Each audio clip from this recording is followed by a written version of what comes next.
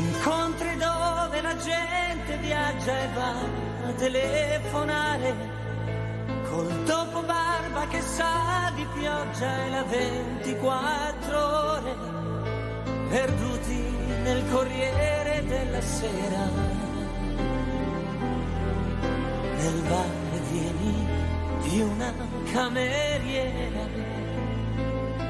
Ma perché ogni giorno viene sera? A volte un uomo è da solo perché ha in testa strani tarli, perché ha paura del sesso, per la smania di successo, per scrivere il romanzo che ha di dentro, perché la vita l'ha già messo al muro, o perché in un mondo falso è un uomo vero, Dio delle città e dell'immensità. Se è vero che ci sei e hai viaggiato più di noi, vediamo se si può imparare questa vita e magari un po' cambiarla prima che ci cambi lei. Vediamo se si può farci amare come siamo, senza rioventarci più con nevrosi e gelosie, perché questa vita stende e chi è steso dorme o muore, oppure fa l'amore.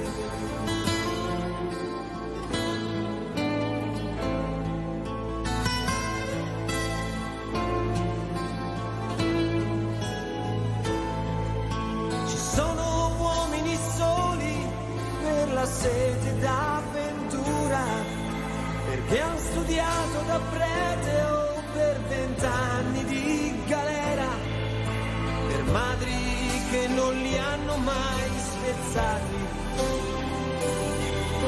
per donne che li han rivoltati e persi, o solo perché sono dei diversi.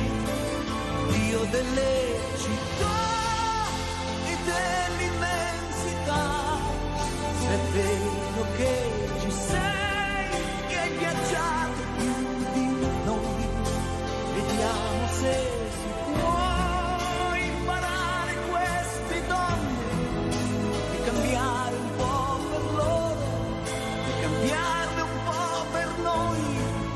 Ma Dio delle città, magari tu ci sei e problemi non ne hai, ma qua giù non siamo in cielo e se un uomo perde il filo è soltanto un uomo solo.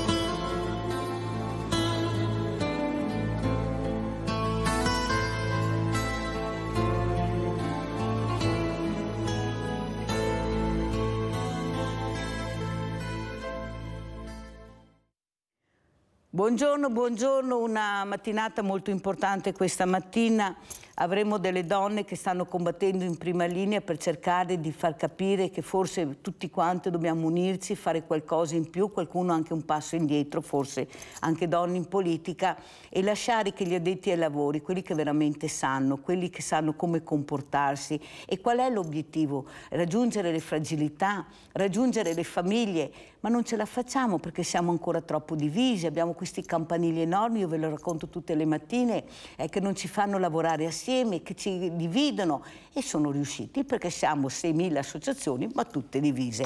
Ne parleremo questa mattina, abbiamo in presenza Claudia Garcia che racconterà questa nuova disciplina sportiva, una cosa veramente particolare e bella. Buongiorno Claudia, grazie. Buongiorno a voi, grazie a voi. Vicino a Claudia c'è Alice Baro Paneghel, fondatrice Aiuto Donna di Oderzo, psicologa e psicoterapeuta, che sono due cose completamente diverse, vi ha spiegato perché è molto importante questo, e dopo avremo anche una riflessione con Raffaella Pea, sempre progettista per Aiuto Donna di Oderzo.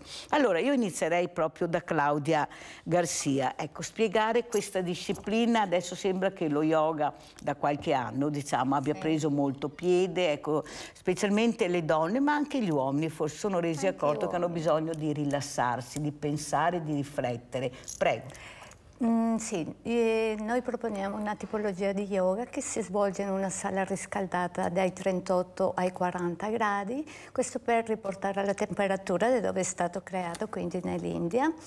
È una pratica intensa, a dispetto di quello che si pensa normalmente, no? Si pensa che lo yoga sia sedersi a meditare, invece questo che proponiamo noi è una meditazione attiva, come tanti altri tipi di yoga, quale può essere l'Ashtanga Yoga, che sono pratiche intense, che comunque danno dei benefici enormi perché vanno a lavorare non soltanto sul fisico, ma anche a livello psichico e aiuta completamente. Io lo dico perché parlo proprio della mia esperienza in prima persona. Io non ero affatto sportiva, non mi piaceva per nessun motivo. E l'ho incontrato, lo yoga, mi sono innamorata immediatamente. Mi ha cambiato completamente sia la mente che il fisico e il mio pormi davanti agli altri. Dopo anni di difficoltà, perché non essendo di qua, anche se sono 35 anni che ci abito in Italia, avevo molte difficoltà, quindi anche questo mi fermava a magari avere approcci con gli altri, quindi ero più o meno chiusa nel mio senza espormi troppo fuori. Invece trovare lo yoga ha fatto il cambiamento in me, so le potenzialità perché proprio le ho viste su di me e lo vedo ogni giorno che insegno nei miei allievi, perché arrivano magari dopo una giornata intensa, stanchi, di malumore, e quando escono e li vedo uscire col sorriso, questo cambia tutto e so che ho fatto bene il mio lavoro. Perfetto, spiegazione anche molto importante e chiara, nel senso, io ho toccato con mano perché lo sentivo ma non lo praticavo. Nel momento che l'ho praticato mi sono innamorata, ma questo io lo dico anche ai ragazzi: perché non si avvicinano al mondo del volontariato? Perché loro sono stanchi della lezioncina in classe, io sono questa associazione, faccio questo, questo, questo. Loro vogliono essere intrigati, tu gli devi far provare, toccare con mano quello che sei e quello che fai. Dopo decideranno loro, ma volete che i 6.000 associazioni che siamo non riusciamo ad arrivare ai ragazzi? Cioè è una cosa incredibilmente folle questa. Cosa ne pensa Baro Pannegalli?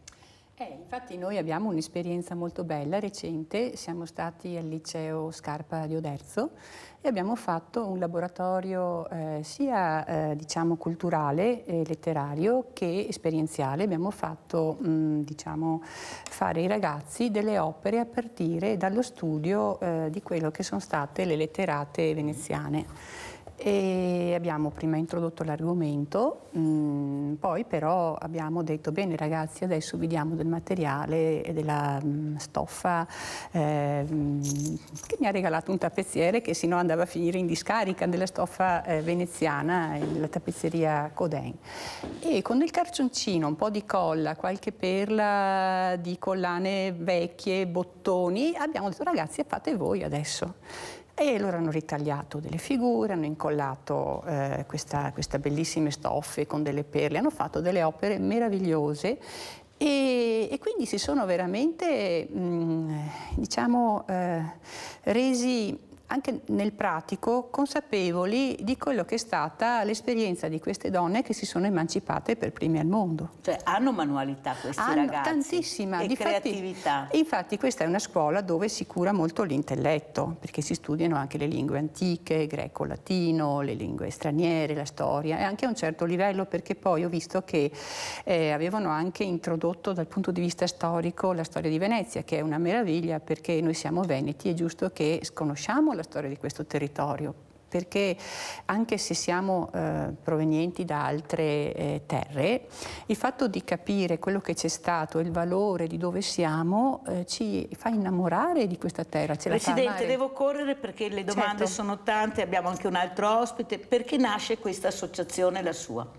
Allora, il nostro territorio è l'ex distretto 4 dell'ULSS, vecchia ULSS, e in pratica sono 14 comuni, di cui Oderzo è centrale. Siamo nella parte, diciamo, della sinistra Piave. Non c'è nessun centro antiviolenza, non c'è niente. Io ho fatto tutta la mia, diciamo, carriera precedente a Telefono Rosa, sono stata lì 10 anni. E poi naturalmente una serata che era il 5 dicembre del 2013 è venuta da Presidente, la mia cara Rita Giannetti, che abbiamo avuto ospite diverse volte, a parlare a Oderzo, e alcune donne di Oderzo hanno detto: ma noi vorremmo anche fare un'associazione. Ha chiesto a Rita: ma non è che puoi fare uno sportello di Telefono Rosa qui? No, dice: guarda che c'è Alice qui che viene su e che insomma... sì, in qualche maniera ero dentro al funzionamento di un centro antiviolenza, e così è nata Aiuto Donna. Aiuto Donna è proprio stato un gruppo spontaneo perché c'era questo bisogno, e attualmente siamo ancora l'unica associazione di questo territorio. Abbiamo il nostro Rinaldo da Venezia. Ciao Rinaldo. Buongiorno ai tuoi ospiti. Guarda quante donne questa mattina, tutte donne, vediamo cosa dirà questo maschietto. Mi piace, e donne porta allegria, bravo. È entrato per... L'era di adesso è tutta diversa, noi abbiamo una certa età, tutti non le crede più, e è anche giusto, perché è un altro vive. Però quello che facevano gli altri adesso, 75 anni fa, quando andavo a scuola, la scuola del cucito per i putei, gli insegnava a miei altri, mi portava a vedere le officine e robe, e deve sempre stare queste robe. Dopo, mai che progredivano, e le sparie, perché secondo chi che detta le leggi non serve più niente, invece i tutei ne prende più di tutti, perché se ti dimostri una roba un puteo, nella sua mentina, nella sua mente, va bene, e che ricava solo, e che ne ricava tutto quello per colpa, perché il puteo prende subito le robe, è in camera, e che resta il meglio di quello che ti viene insegnato. E dopo, giovani, ragazzi, andate a fare il volontariato, stai insieme con la gente, conoscere persone, imparare cosa che viene di inclusione, darla e portarla a essere. Quello che è nella vita. Dopo che si divertimenti e tutto quello che vuoi. Lo facciamo anche noi altri, forse anche del peso.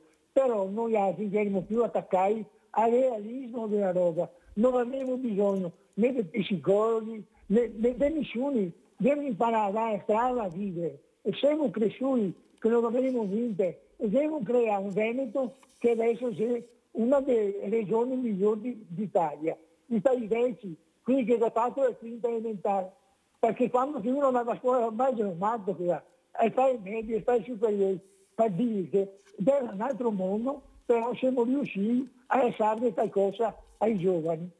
Seguire Mirella, direi che imparare tante robe, diventare più buoni, va bene, e godere la vita di più. Grazie Rinaldo, grazie, molto chiaro come sempre.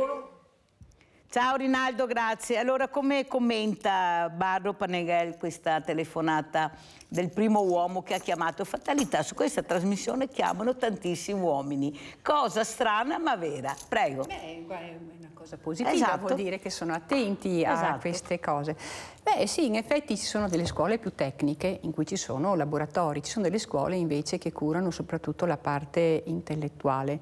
Poi però io mi ricordo che da piccola a casa trafficavo con stoffe varie, bambole, uncinetti, e magari, non so, i miei fratelli avevano macchinine, e c'era molta manualità perché eravamo anche tanto liberi il pomeriggio, non è che dovevamo fare 1000 sport a livello agonistico. Adesso i ragazzi vengono inseriti da subito, quando hanno già 3-4 anni, in situazioni di sport che poi diventa un impegno ulteriore, e loro lo hanno dichiarato, per cui non hanno tempo per fare le cose pratiche, per giocare assieme, perché i pomeriggi sono strutturati, ora sei qua, ora sei là, e le mamme fanno da come dire, autiste, e quindi per poter fare qualcosa di creativo, so che una volta ci si trovava nei cortili e là c'erano maschi, femmine, età varie, e allora chi faceva una cosa, chi faceva l'altra, e si giocava assieme. Il più grande guardava il più piccolo, esatto, e si faceva così. Esatto, questa situazione io ho cercato di ricrearla con i miei figli, ma ero la sola mamma che accoglieva cioè, perché avevo questa idea di socialità, e a casa mia c'è sì, abito in un condominio, ma c'è un giardino, lì arrivavano tutti i bambini della zona e stavano con i miei figli. Poi sono andati alle superiori e adesso non c'è più nessuno, c'è il deserto, non c'è questo prato che abbiamo all'interno del paese di Oderzo, non c'è più nessuno, e so che una volta ci giocavano, c'erano tende. Allora andiamo a vedere anche questo video che ci ha portato, sì. Andiamo a vedere video verticale 1. Ci insegna, mi ha insegnato per esperienza diretta che le persone di questo territorio, le donne di questo territorio non vanno a denunciare, e quindi a fronte di 150 donne all'anno che vanno a San Donato o a Treviso, da questo territorio che è anche ben collegato, forse ne arrivano 5, 10, ma non solo da Oderzo, mostrano tutto, cioè nella globalità. Quindi qui c'è un silenzio. E quindi la nostra associazione è proprio qua per la voce. Abbiamo un logo che è proprio la gola, no? Però oltre alla voce c'è poi un orecchio che ascolta con discrezione. Quindi noi ci teniamo a far vedere chi siamo e cosa facciamo. Noi facciamo tutto con la massima riservatezza. Ovviamente è importante anche portare avanti il discorso culturale. Quando gli accessi sono pochi, quando le donne non parlano, dobbiamo andare nelle scuole e capire cosa si può fare perché i giovani evitino di comportarsi. Io direi proprio di fermarmi a questa frase: c'è il deserto, cosa si può fare? È una cosa molto importante quella che lei ha detto, perché capita dappertutto. C'è il deserto nei paesi, c'è il deserto nella grande città, c'è sempre un deserto di solitudine che fa paura, che coinvolge sia i giovani, ma anche i diversamente giovani, come li chiamo io, perché noi puntiamo sempre sui giovani, ma dimentichiamo che è un popolo di diversamente giovani ormai, e sono completamente soli, perché le strutture non ci sono, perché i ragazzi non sono più abituati ad accogliere questi nonni, perché non li vanno neanche a trovare quelli che hanno la fortuna, perché culturalmente sono cresciuti in maniera diversa. Una volta il nonno era sacro, anzi era quello che ascoltavi di più, forse rispetto anche al genitore. E poi man mano, invece che progredire, abbiamo fatto passi indietro. Claudia, lei viene da un altro paese, come vede questa storia e come commenta le parole che ha detto Barro? Beh, io comunque vengo anche io da un paese molto maschilista, tanto più sono figlia unica con 5 fratelli maschi, e devo dire che per me la vita erano altri periodi storici, quindi non c'era internet, che secondo me questo purtroppo fuori di controllo, non si riesce ad avere i gruppi di ragazzi che giocano, le persone che si incontrano, perché anche se sono in compagnia, gli amici che vanno a cena a mangiarsi una pizza fuori sono sempre col telefono in mano, e questo crea proprio disgregazione, sicché da una parte ci ha portato tanti benefici, ma per lo più socialmente ognuno pensa per sé e sta nel suo telefono e basta.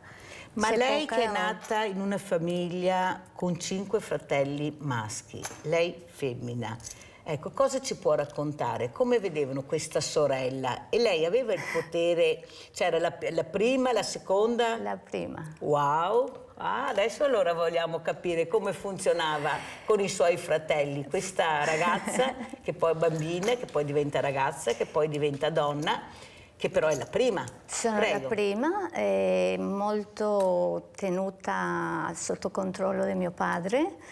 Sono la più grande per fortuna, perché se fosse stata più piccola sarebbe stato molto diverso. E nel senso che essendo 3 anni più grande, se aiutavo mia mamma giustamente a crescere i miei fratelli, però ero guardata a vista. Io ho studiato solo in scuole femminili perché non potevo.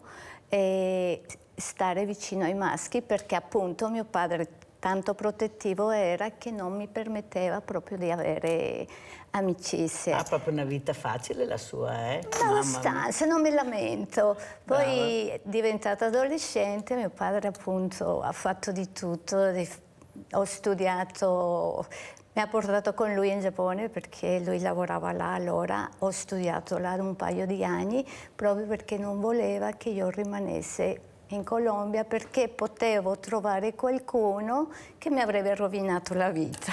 Hai capito? E quindi devo dire che ho sempre avuto a che fare con i maschi, ho sempre dovuto aprirmi spazio in mezzo ai maschi, perché fatalità, mio marito ha un fratello, quindi anche lì sono due maschi e sono io, perché i miei suoceri non ci sono più. Quindi una vita intensa, anche perché devo dire però che mio papà è stato molto severo e grazie a lui sono la persona che sono, e in questa severità che aveva nei miei confronti però c'era tanto amore. Come commenta Barro, ecco, questa donna, questa bambina che cresce, che diventa ragazza, sempre in un mondo maschile, molto mirato anche questo mondo, come lei lo dice, questo padre tanto amore però tanta severità? Beh, in effetti la nostra cultura in generale affida alla donna la responsabilità della moralità della famiglia. Allora, se esiste una cultura denigratoria, misogina, che si vede nei proverbi, noi abbiamo fatto una ricerca sui proverbi un po' di tutto il mondo, ma in particolare veneti, insomma, ne dicono di tutto e di più. Però poi alla fine questo è anche perché la donna deve essere in un certo modo, quindi uno stereotipo che sia materna, protettiva, disponibile, paziente, di supporto ai maschi, e di conseguenza c'è il positivo e il negativo. Se tu riesci a essere all'altezza, non dico della Vergine Maria, perché insomma se no non avresti figli, ma con dei valori corrispondenti a quello che è la cultura che richiede, sei anche rispettata, non dico niente. È chi magari mette un piede fuori da questo, e questo non è che nasca a caso. Abbiamo fatto una ricerca con una criminologa e che porteremo avanti proprio sul territorio con un gioco stimolo, e sia giovani, adolescenti che gli adulti hanno la nostalgia, diciamo questo questionario, che non era un questionario su stimolo, diceva solitamente la gente pensa che la donna dovrebbe, non dovrebbe, eccetera, e la donna dovrebbe essere la mamma che accoglie, che sta a casa, appunto. Cioè siamo ancora qui, perché probabilmente non ci sono alternative. In altri posti del mondo ci sono magari delle strutture pubbliche che sostengono il fatto che i ragazzi siano in qualche maniera protetti dalla scuola a tempo prolungato piuttosto. Qui in Italia diciamo che alle 13 i ragazzi tornano a casa, e se non trovano nessuno a casa cioè sono lasciati a se stessi. C'è un po' questo fa comodo la mamma che sta a casa, la donna che accudisce, che aspetta, è di supporto, no, a quello che c'è, e quindi stabilizza una cultura. Sì, però Baro, prima di iniziare la trasmissione io mi sono permessa di fare una riflessione con lei e con Claudia, nel senso che ho detto che forse siamo più emancipati di loro, nel senso che siamo riusciti a prendere il volo. Non tante, ma abbastanza rispetto a una volta. Il problema è che molti di loro, molti uomini, non hanno fatto questo. Esatto. E perciò nel momento che hanno visto questa donna che ha preso il volo è diventato un problema per loro. Assolutamente. Prima perché soffrono di inferiorità, ecco, hanno sempre paura di sentirsi inferiori, e lo sono. Secondo perché non riescono a gestirsi, loro non riescono a gestirsi da soli. O è un uomo abituato fin da piccolo a gestirsi, perché ha trovato una donna, una mamma, che ha capito l'importanza di fare le cose assieme, perché un domani può capitare che tu sei solo e devi gestirti. Però la maggioranza no, e siamo ancora a questi livelli, perché io sento ancora mamme che dicono lascia stare tuo fratello, è più grande, lo devi fare tu. Questo si dice ancora, e sono giovani mamme, perciò non è che l'evoluzione sia tutta in uno stesso binario, c'è la donna evoluta e c'è la donna invece che ha paura di sbagliare perché non si sente sicura, Certo. Non è protetta questa donna. Io dico sempre tante panchine, ma se non ho il dopo panchina che me ne faccio delle panchine. La guardo, ma dopo ho il dopo panchina, questo dopo che mi protegge? No, non c'è la certezza della pena. Questa donna che deve abbandonare lei la casa con i figli invece che l'uomo che la picchia, lui rimane nella sua casa. Pensate ai traumi anche di questi bambini che stanno crescendo in età difficile. Eppure si continua, si persiste ancora in questo. Prego. Sì, diciamo che le rivoluzioni non portano mai a cambiamenti veri. La politica è fare piccoli passi, cioè c'è la consapevolezza e il lavorare quotidianamente come un cucito, cioè la società si cambia con la consapevolezza. E noi abbiamo praticamente proprio sondato questa mentalità del territorio in cui una domanda era appunto di questo questionario: se una donna è vittima di violenza, se l'è cercata, il 60% l'ha detto. Quindi, ma questo non erano uomini, erano più donne che uomini, quindi c'è la colpevolizzazione della vittima, c'è l'aspettativa e poi le statistiche dicono che le regioni in cui avvengono più femminicidi sono Veneto, Veneto, Emilia-Romagna e Lombardia, dove c'è un notevole benessere, ma anche dove la donna lavora di più. Una nostra collega socia che è avvocata dice: guarda, a me arrivano i mariti quando ricevono la lettera della moglie, che prima lei gli ha detto verbalmente guarda che basta, guarda, loro non hanno fatto una piega, tanto dentro per una riccia, fuori perché altra, no? Beh, quando poi però lei va via, allora gli casca il mondo finché non trovano un'altra. Cioè è tutto, una volta sostituita è un erogatore di servizi. L'oggetto. Ma anche no, è un erogatore di servizi, cioè crea la possibilità all'uomo di essere uomo in quanto nello stereotipo prevede che sia lui che lavora, che mantenga, e poi ci sono le mamme di questi uomini che si realizzano attraverso il maschio, non attraverso la figlia femmina, e quindi lui è il figurante predestinato, dice Kemberg, no?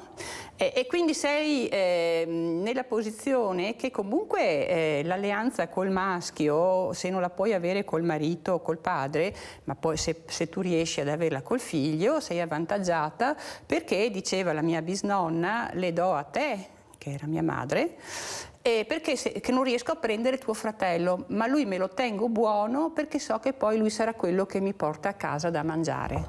Hai capito? È strumentale. E quindi io non è che giudico bene o male questo, è un dato di fatto. Partiamo, cioè quello che a noi interessa non è fare i proclami in piazza, fare casino e poi tornare come prima, perché è come fare gli fuochi d'artificio e poi finito quello, ma dire ragazzi pensiamoci, perché qui sono venute fuori queste risposte? Sì, però la mia domanda successiva, prima di andare in pubblicità e poi cambiamo anche l'ospite, è questa: ma siamo nel 2023, cioè messaggi veramente che dovrebbero far riflettere queste persone, perché io richiamo persone indipendentemente da uomini o da donne, su questa crudeltà, su questa veramente anche psicologica, perché è terribile. Cioè dovrebbe capire, perché non sono proprio gli ultimi della classe. Ci sono dei colletti bianchi numero uno all'interno di questa società, che fuori sono una cosa, Dr. Jack, famoso, che dico sempre, Mr. Hyde. Cioè non è che anche culturalmente che non ci sono, è che hanno un'altra, sono due culture diverse, la cultura contro la donna, la femmina, e la mia cultura che è un'arte, il mio hobby, la mia storia. Ma non si incontrano, non si incontrano. C'è una schizofrenia. C'è una schizofrenia e questo comporta che poi abbiamo questi femminicidi, ma non di solo ragazzi giovani o ragazze giovani, di donne anche in età, diciamo, avanzata, settantenni, ottantenni, che si ammazzano anche ieri tra di loro. Cioè il marito che la uccide e poi si impicca, cioè sono cose che lasciano senza fiato. E secondo me la risposta è che non siamo riusciti ad arrivare a queste realtà. Prima perché loro si chiudono in se stessi, non entri, la lite è in casa, ma quando esco a braccetto della moglie, vado a fare la spesa assieme, sì, dopo sì, come sì. arrivo dentro, c'è un mondo proprio chiuso che non si riesce a entrare. La conferma è proprio nei dati di questa piccola ricerca che abbiamo fatto, che comunque sarà ampliata, perché vogliamo andare, abbiamo fatto una raccolta di 200 questionari proprio per sondare i temi che potevano uscire. Ecco, i problemi della coppia si risolvono nella coppia, si lavano in casa. Solo 5 persone hanno risposto. Beh, si può andare anche da qualcuno che ne capisce qualcosa e parlarne, tipo uno psicologo, per esempio, o anche un gruppo di automutuo aiuto, cioè non c'è la mentalità che ci si può far aiutare, è la negazione del problema, no? E la facciata, perché? Mi arrangio io. Mi arrangio io perché sono all'altezza, perché eravamo nella miseria, adesso siamo con la casetta, abbiamo un lavoro, ci siamo tolti con la nostra... Cioè il Veneto è molto orgoglioso di sé e non vuole mostrare le debolezze, perché ne va della sua immagine. Pubblicità.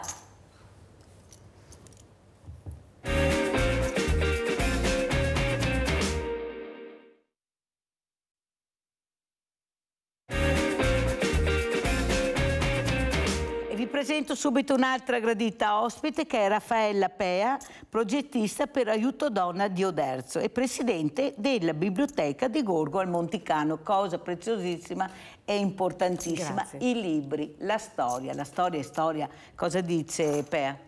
La storia è storia e la storia ci aiuta a capire, a fare i passi appunto delle donne, perché le donne sono parte della storia.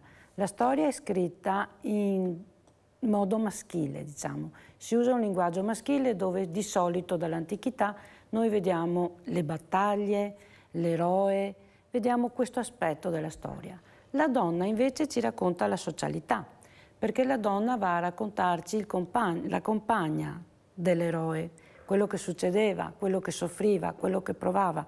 E l'abbiamo presente, come ha citato lei, anche nella Seconda Guerra Mondiale, che può essere la compagna sia di chi è stato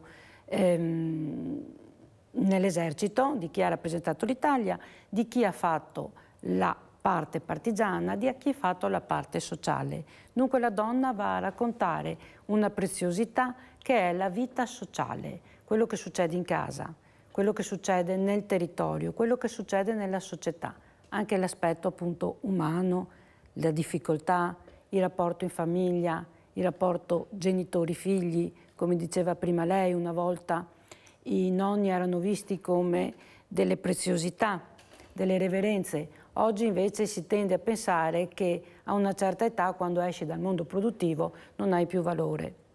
Falso. Il libro più grande è il libro che conteniamo dentro le mura. Ogni famiglia ha una storia da raccontare, ogni individuo, specialmente passata una certa soglia d'età, diventa prezioso non per quello che va a offrire alla società, ma per quello che ha da dire alla società. Il Veneto e anche tutto il resto delle regioni d'Italia, del mondo, perché poi io proprio rappresentando una città cosmopolita di natura non mi fermo mai proprio al piccolo territorio. Amo mettere in risalto ogni territorio perché è una bellezza, ma poi globalizzarlo, come ha fatto lei oggi in trasmissione. Globalizzarlo, avere anche altri pareri. I libri sono questo, sono una finestra nel mondo, nel passato, che ci traghettano al presente e al futuro. È vero, Pea, è vero anche, e lo dicevo ieri con una scrittrice che ho avuto ospite, che è troppo comodo però il ragazzo che mi dice: ma a scuola io non l'ho studiato questo argomento, non lo sapevo, mi interessa. E allora io più di qualche volta gli ho risposto: ma se ti intriga ci sono le biblioteche. Certo. Se non puoi scaricare tutto perché la scuola non mi insegna, io non lo so. Se tu sei interessato alla tua storia, al tuo territorio, lo puoi trovare. Altro che. È che tu non vuoi capire, non vuoi spenderti per imparare.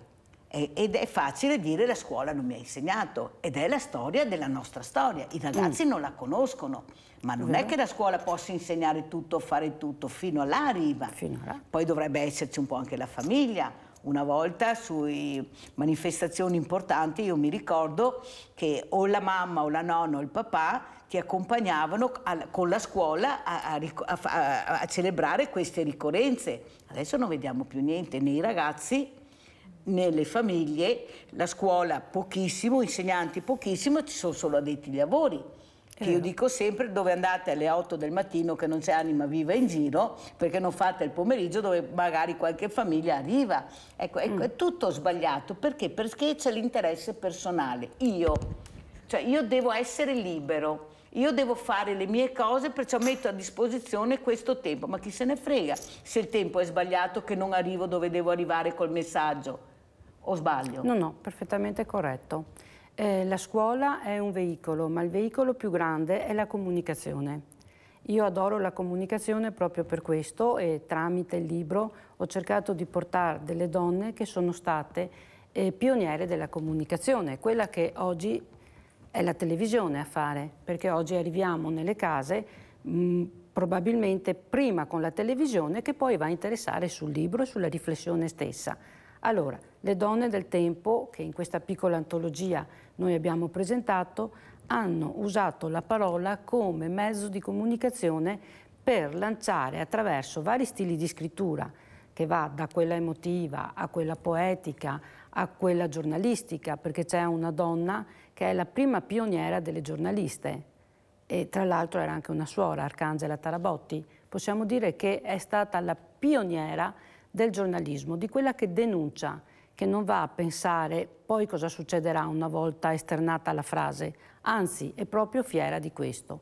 Poi siamo passate a donne invece che hanno usato la scrittura emotiva, la scrittura comunicativa, quella tradizionale, si sono ispirate ai poemi dell'epoca per arrivare a portare il seme di ciò che non andava bene. Era ora che la donna uscisse da quel luogo, da quello stereotipo. E fieramente questa città, Venezia e il Veneto, è stato uno dei primi punti staffetta che hanno fatto questo. Di questo dobbiamo andarne fieri e dobbiamo passarlo alle giovani generazioni. Naturalmente la scuola, l'insegnante fa quello che può perché è stretta in un programma, il resto va alla biblioteca, va agli incontri culturali, a quello che ognuno di noi riusciamo a fare e va tanto alla comunicazione. Infatti questo programma che fa comunicazione nel territorio, dal territorio, con il linguaggio del territorio, è un bene prezioso che va messo in mostra, va in qualche maniera presentato,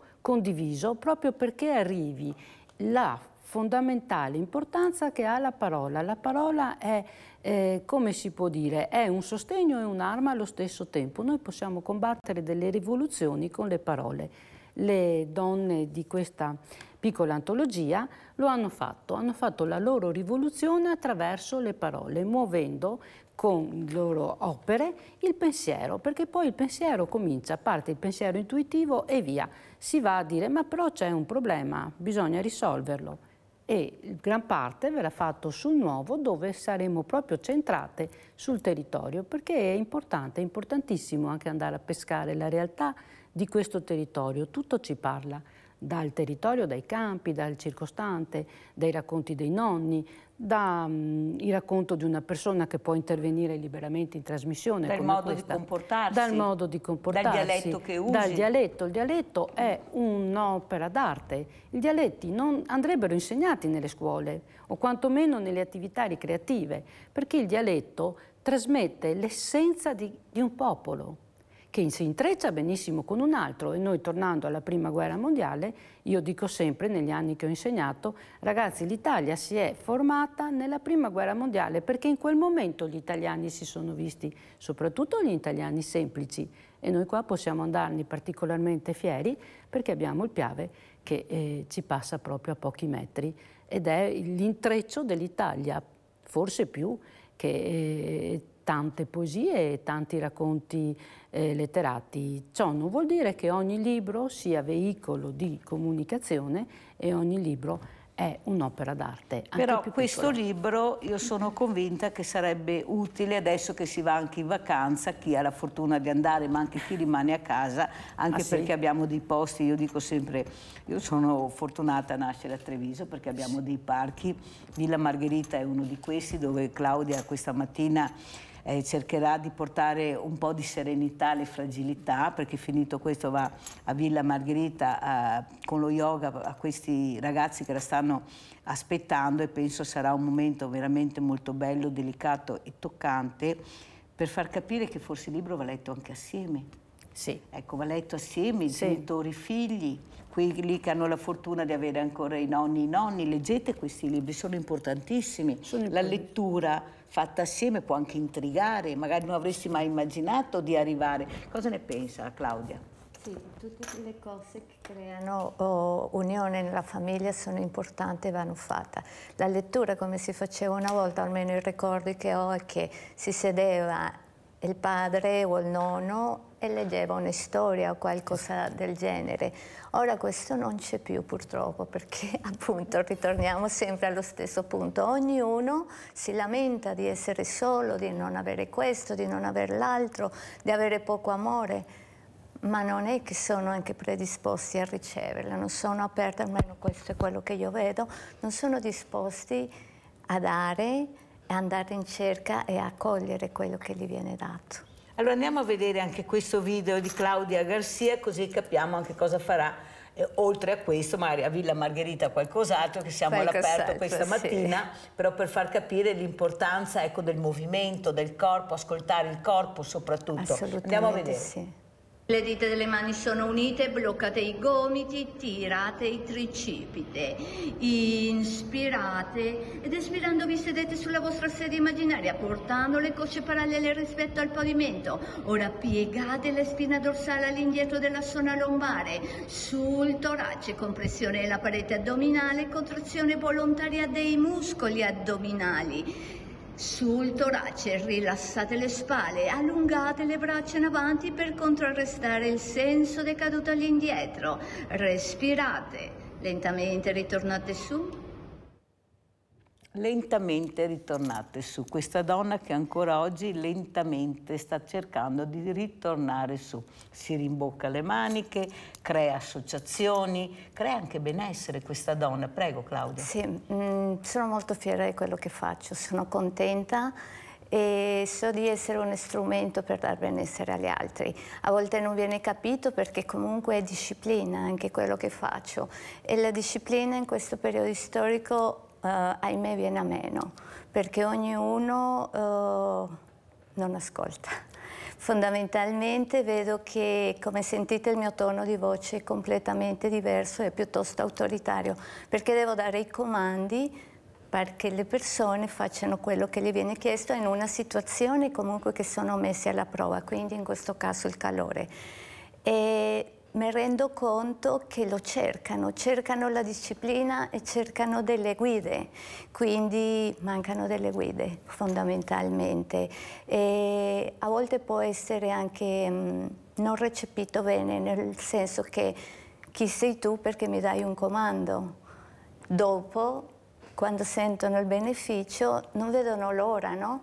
E devo dire che in questo periodo comunque particolarmente impegnativo per me, continuo ad avere il sostegno dei miei allievi e questo è fantastico. Quindi... I miei allievi, che età e come è arrivata a far capire l'importanza, perché lei ha usato la parola, è una disciplina. Sì. Nella disciplina ci sono le regole. Sì. Eppure, come lei dice, se all'inizio erano titubanti, nel momento che hanno sentito il benessere anche fisico, queste regole vanno bene, anzi vogliono queste regole, perché le fa star bene. Sì. Che la regola fa star bene, attenzione, non è che la regola peggiori la situazione, la regola migliora la situazione. Prego, Claudia, poi sentiamo anche Per. È sempre bastone e carota, quindi dobbiamo essere educatori e severi, disciplinati, ma contemporaneamente anche dare amore alle persone.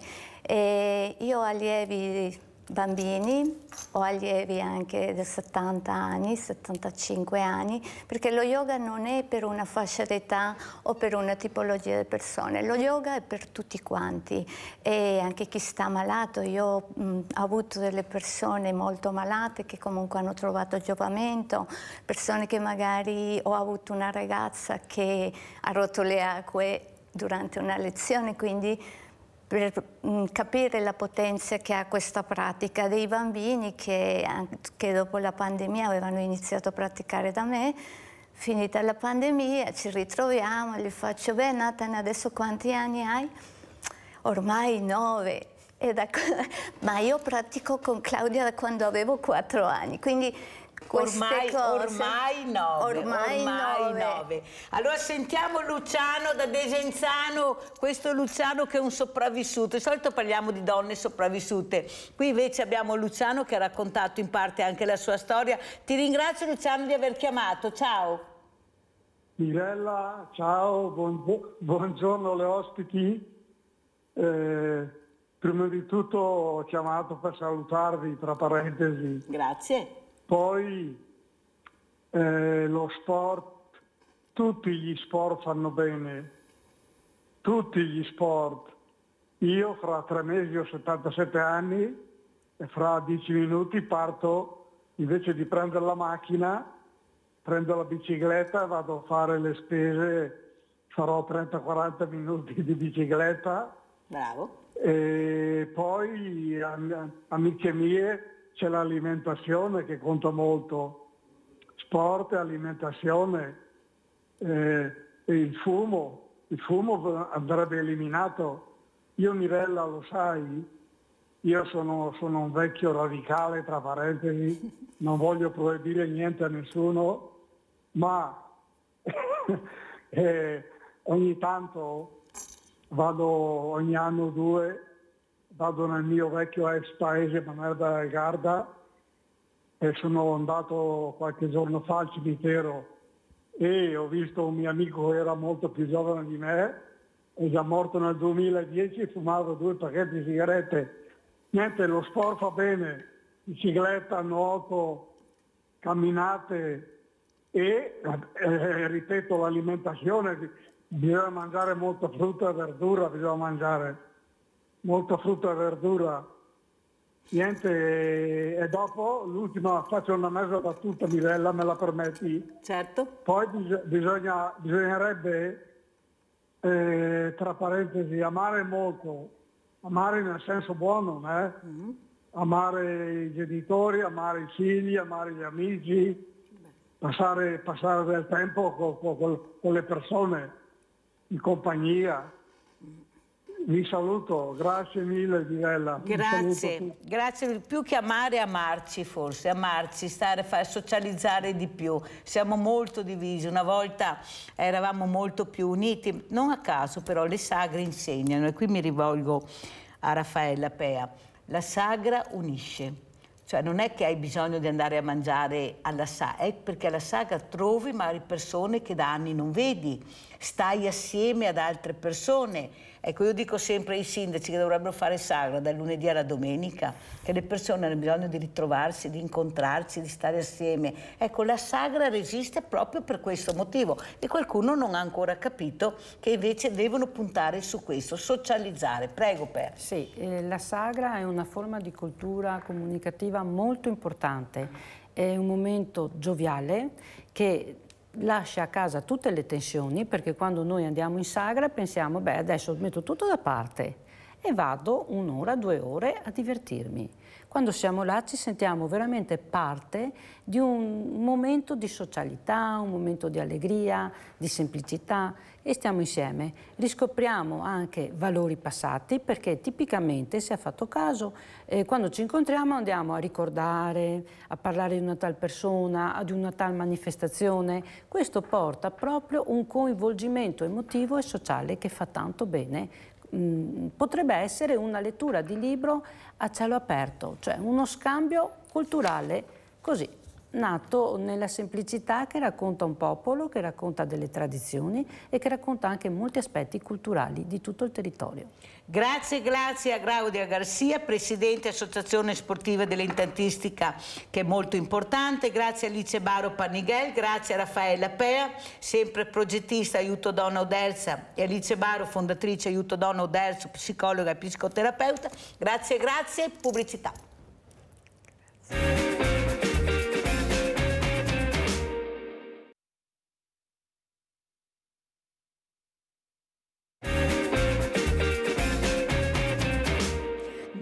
Grazie a Marco Zabotti, che è qui con noi, direttore scientifico Istituto Diocesano Beato Toniolo di Pieve di Soligo. Grazie direttore di essere qui con noi. Grazie. Una figura molto importante, la storia, ecco, la storia che si parlava prima. Salutiamo anche Roberto Bette, consigliere Regione Veneto Lega, da Codogna, collegato con noi, eccolo qua. Grazie Bette anche a lei di essere qui con noi. Buongiorno. La storia è una storia lunghissima, una storia che abbiamo iniziato con Venezia, ma non solo, questo Beato Toniolo importantissimo nella nostra storia. Prego Zabotti. Sì, buongiorno, grazie ovviamente per l'invito.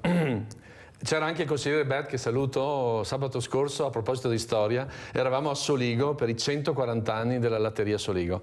È come a dire che la figura del Toniolo, che ha scritto di fatto gli statuti di questa cooperativa, che è un simbolo, no, dell'Alta Marca, ma è un'espressione del settore lattiero-caseario ovviamente di livello veneto e nazionale, sta ad indicare che c'è stata da sempre una corrispondenza, un grande incontro, una capacità e una visione tra questo grande sociologo ed economista cattolico 1845-1918 e l'idea della cooperazione. Lui è stato un grande economista, un grande professore, come dire, un grande dottrinario, però a un certo punto è stato insieme un grande osservatore dei fenomeni economici, concretissimo sui dati, e a quel tempo lui ha inventato la cooperazione. Cioè c'erano i braccianti, gli allevatori che pativano per l'usura, lui ha detto bisogna riscattare questa gente che lavora e metterla nella condizione di poter essere dentro le dinamiche economiche. Nasce la cooperazione in Alta Marca, a livello veneto, a livello nazionale.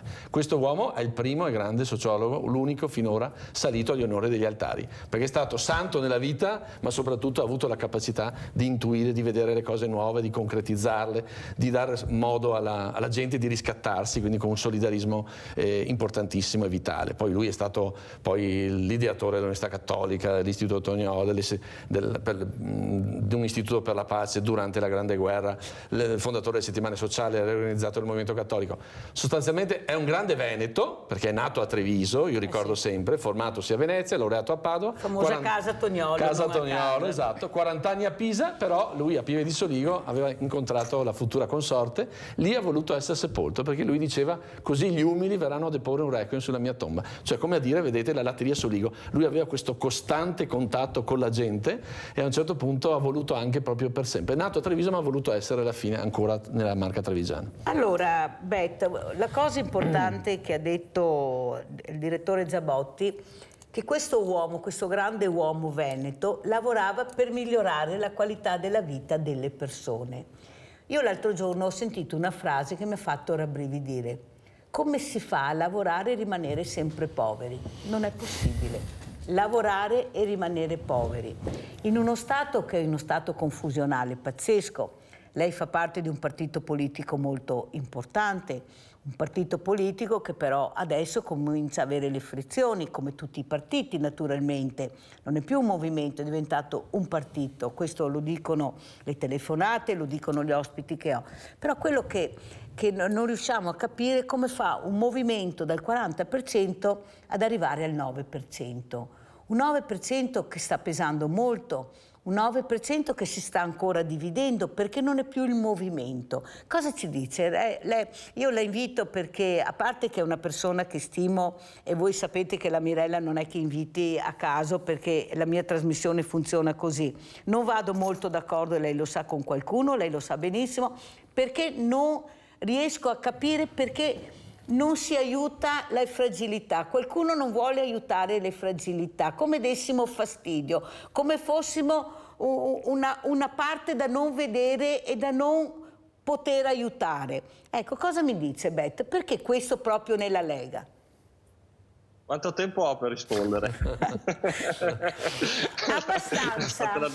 Allora, partiamo dall'amico Zabotti e da Toniolo, che secondo me è il substrato culturale che ci fa capire come in condizioni di estrema difficoltà siamo dopo il 1866, quindi il Veneto entra a far parte dell'Italia e c'è un Veneto della povertà, c'è il Veneto della prima ondata migratoria verso i paesi, verso l'estero. Qui c'era una situazione di povertà estrema e delle persone, diciamo, con una grande passione per il proprio territorio. È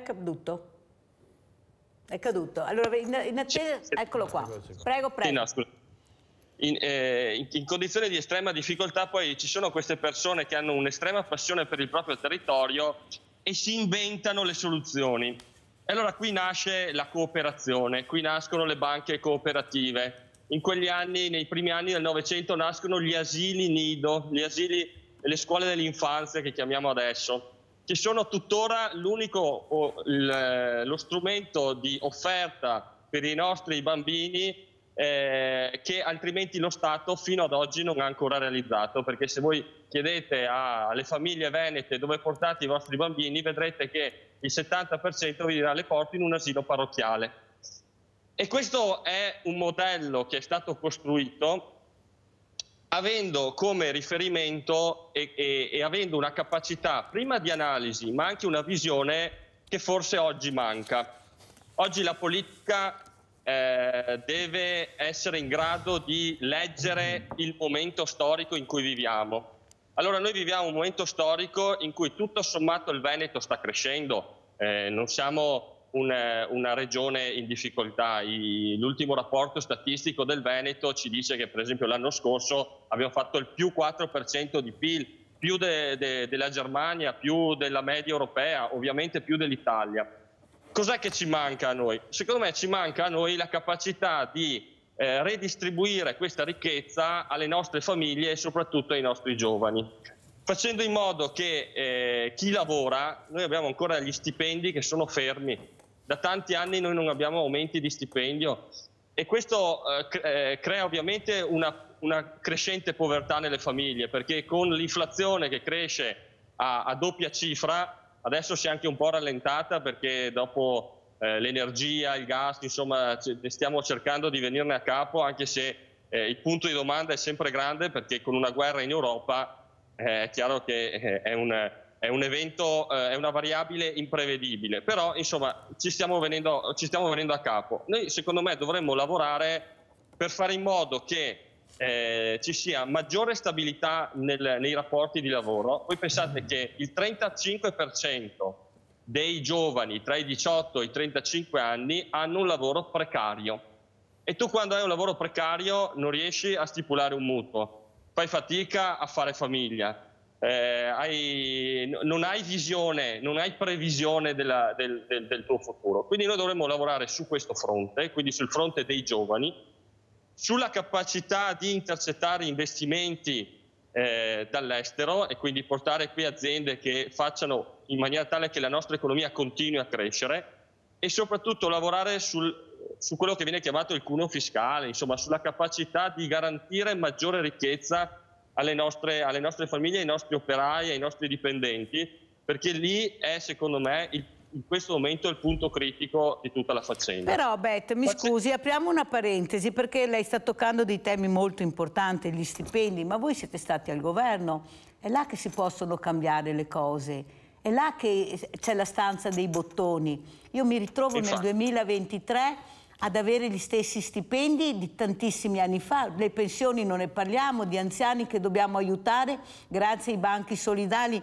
Lei dice è un territorio che sta bene, no Beth, non sta bene. Io sono stata a Venezia, pensi qui nel Veneto e nel nostro territorio, da 7 banchi solidali siamo in 28 banchi solidali, 28 da 7, perciò vuol dire che è aumentata la povertà, è aumentato il bisogno di dare risposte concrete a queste famiglie che non ce la stanno più, e l'ho detto anche alle telecamere, Bette, l'ho trovato vergognoso che ci isolano su un'isola, isola di Sant'Alvise, dove non passava neppure il cane e dove abbiamo anche pagato per andare.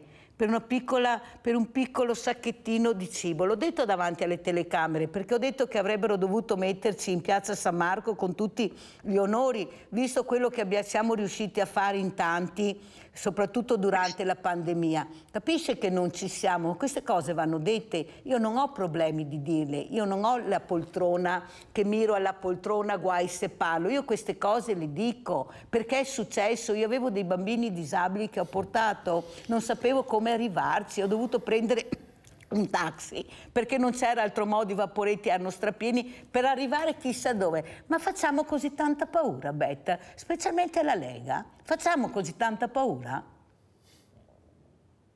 Bet, sono qua. Non sento. Infatti si è perfino bloccato Bet. Cosa dice lei, Zabotti? Perché è la verità quella che racconto. Cioè la verità dove dovrebbe esserci un supporto, ma non dico chissà cosa, ma un grazie per tutto questo lavoro fatto da anni. Ti vedi isolato, confinato. Abbiamo citato il Toniolo, la sussidiarietà. Cosa vuol dire? Che la politica in questo momento qua dovrebbe solo appunto riconoscere, garantire, dire grazie con un minimo di sostegno, quantomeno non ostacolare, favorire questi processi, perché abbiamo una società civile in Veneto che, forte di questa storia, di questa lunga tradizione, ha saputo organizzarsi. Le risposte che state dando voi insieme a uno straordinario volontariato sono risposte puntuali, concrete sulle questioni, mettendo insieme le persone, favorendo l'integrazione, aiutando le situazioni, le famiglie, venendo incontro anche alle situazioni di contingenza rispetto purtroppo a questa povertà che sta venendo avanti. Allora che addirittura la politica, dico in generale, ecco, sì, a livello nazionale, a livello locale, in qualsiasi situazione, ostacoli, non favorisca questi processi. Cioè abbiamo delle persone che si spendono, lo dico sempre, lo dico per il campo culturale in cui sono più, ma lo dico in generale perché in commissione sociale sono stato anch'io, insomma in questi anni qua ci siamo spesi e continuiamo a muoverci anche in quest'ambito qua. Quando abbiamo una società che diversamente da altri territori è attiva, è protagonista, si muove, non attende l'input delle istituzioni, ma partecipa, fa iniziative, è solidale. Quanti spiedi e quante iniziative ci sono per l'Emilia? Non per noi, per l'Emilia, tanto per dire. Io penso sempre all'iniziativa nata con le Proloco, frutto di un sostegno sociale. Si sono messe insieme e hanno detto vendiamo le mele in piazza in tutta la provincia, cominciare dal territorio mio, dal quartiere del Piave, e facciamo in modo che queste mele servano a far che? A sostenere le case di accoglienza per le persone in difficoltà.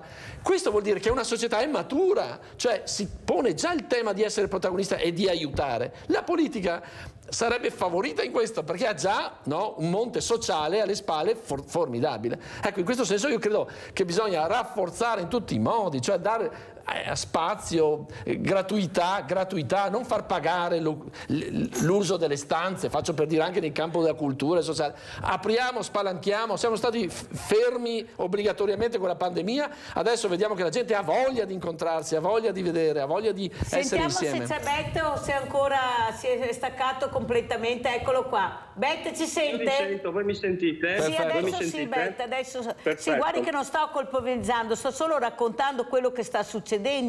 Ecco, questo volontariato che sta crescendo sempre di più, ma è isolato. Pensi che io associazione, glielo voglio dire, Bette, che neppure vengono, l'hanno detto qui alle telecamere, neppure vengono invitate ai tavoli importanti di concertazione. Cioè abbiamo binari di serie A e binari di serie B, ma come una ha detto, ma se io sono iscritta proprio nel registro, perché non mi invitano? Perché non posso partecipare? Tu mi devi mandare l'invito, poi decido io se venire o no, ma io sono iscritta, ho pagato, capisce che stiamo andando molto male, io glielo dico, perché le cose devono cambiare, non potete far pagare il volontariato perché che non fa parte di una certa cerchia politica. Voi dovete guardare cosa fa quel volontariato. La politica deve dire solo grazie al volontariato, non dividerlo per partiti. Se è destra, centro, sinistra, che poi siamo quasi tutti apolitici, e qua lo dico perché è la verità, vanno sostenuti, non allontanati, non schiavizzati o umiliati. Bette, ma cosa state... Non lei l'ha capito, io parlo in generale, o lei, ma lo dico anche agli altri. Non può continuare così, perché ci ribelliamo, ci ribelleremo, Bette, e non ce ne sarà per nessuno, perché abbiamo i numeri. Ieri mi faceva i complimenti Zabotti per l'articolo sulla Tribuna, dove siamo veramente nel top della classifica. Abbiamo, dopo l'ADV, come donazioni, abbiamo superato le 5.000 donazioni. Ma vi rendete conto? La gente si fida. Ma qualcuno mi dice, ma hai le telecamere? Certo che ho le telecamere, ma si devono anche fidare della squadra che io faccio vedere, che propongo. Perché succede questo, Bette, nel mondo del volontariato? Prego. Allora prima riprendo un po' il discorso che si faceva prima sul fatto che siete stati al governo, siamo tuttora al governo. Allora, noi abbiamo un'idea che è quella di ridurre il carico fiscale alle aziende e alle famiglie. E per ridurre questo carico fiscale noi dobbiamo ridurre la spesa di questo Stato, che purtroppo è uno Stato molto sprecone. E per ridurre la spesa noi abbiamo un'idea di organizzazione dello Stato in senso federalista e autonomista, e questa è la madre di tutte le battaglie. Detto questo, ma non voglio aprire questo fronte perché sennò ne avremo da parlare, quello che noi dobbiamo fare è cercare di tenere in piedi questo paese, cercando di salvaguardare la crescita da qui ai prossimi anni.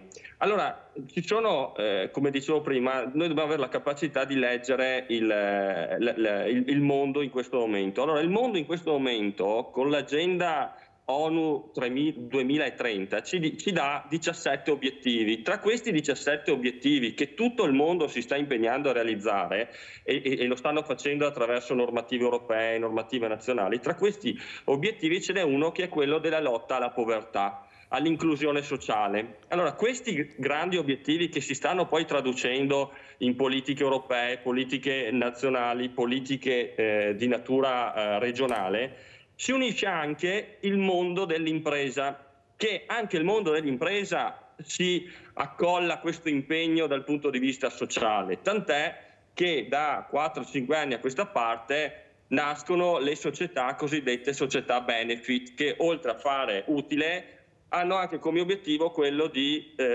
sostenere progetti a beneficio comune. Ma oltre alle società benefit, che sono un po' la punta di diamante di questo mondo imprenditoriale, tutte le imprese da qui ai prossimi anni destineranno una buona parte delle loro risorse, o comunque una parte delle loro risorse, per iniziative che hanno scopi ambientali, sociali e di gestione della propria società secondo gli obiettivi dell'Agenda 2030. Per darvi una cifra, le aziende con più di 80 dipendenti destinano le chiamano le politiche ESG, ambientali, sociali e di governance, 250.000 euro mediamente all'anno. In Veneto ci sono 1.800 aziende con più di 80 dipendenti, vuol dire che abbiamo una potenzialità di 450 milioni di euro che potrebbero essere atterrati sul territorio con iniziative che 100 anni fa il buon Toniolo, piuttosto che i fondatori di tutte le cooperative, cercavano di intercettare e di indirizzare verso i propri concittadini, e che oggi noi, alla stessa stregua, dobbiamo avere l'impegno di cercare di intercettare e di far atterrare su iniziative come le tue, Mirella, o altre simili, per aiutare il nostro territorio a crescere, e a crescere in maniera equilibrata, cioè riducendo le situazioni di disagio, di povertà, di esclusione sociale e di tutte le difficoltà, insomma, che tu conosci bene e di cui tu in quel convegno a Venezia hai parlato. In questo senso, tra l'altro, io sono proponente di un progetto di legge regionale proprio su questo tema, che cerca di creare appunto una piattaforma digitale per mettere in rete i progetti delle amministrazioni comunali con questo mondo imprenditoriale che sempre di più investirà e sarà costretto, secondo le normative europee, a investire in questi settori. Sentiamo Zabotti come commenta, lei che viene da questo mondo, cioè da questo uomo che ha capito che è sociologo, non a caso, non psicologo, psicoterapeuta, ma sociologo, molto importante. Prego. Giustamente, Zabotti. primato dell'etica in economia, democrazia sociale, che vuol dire l'ordinamento civile, diceva lui, in cui tutte le forze cooperano. Quindi il tema della cooperazione per Toniolo non era semplicemente, ed era già importantissimo per quell'epoca, come abbiamo già detto, cioè l'idea di mettere in moto un sistema economico diverso, in cui i soci co-imprenditori potevano vincere l'usura e inserirsi con un profitto che desse dignità alle loro famiglie e investisse come protagonisti dentro la dinamica economica. Benissimo. È nata una storia nuova dell'economia grazie a lui. Lui ha fatto il grande consulente della Rerum Novarum di Leone XIII, 1891, ma nel 1883 già nasceva la latteria Soligo. Vuol dire che quest'uomo aveva visto prima di altri delle grandi visioni. Lui aveva già sperimentato un laboratorio grande, importante nel territorio a favore della cooperazione. Il tema di fondo è che lui è talmente, se noi oggi parliamo di nuovo, per fortuna, del Toniolo, non solo per la sua beatificazione, ma soprattutto per il suo pensiero, la sua visione, è perché a 100 e passa anni dalla sua morte la lungimiranza, vorrei dire, che cosa colpisce di lui? La sua libertà, il suo disinteresse totale e l'idea che lui amava le persone, amava le comunità. Cioè, quando tu ti metti nell'ottica di una politica che è forma esigente di carità, dicono, no? Cioè, uno si mette nell'ottica di dire: se io faccio politica, la faccio non per un mio tornaconto, ma lo faccio per il bene della mia comunità, a cui voglio bene. Zazzotto direbbe un attaccamento furibondo. Lo dico perché questa è la differenza.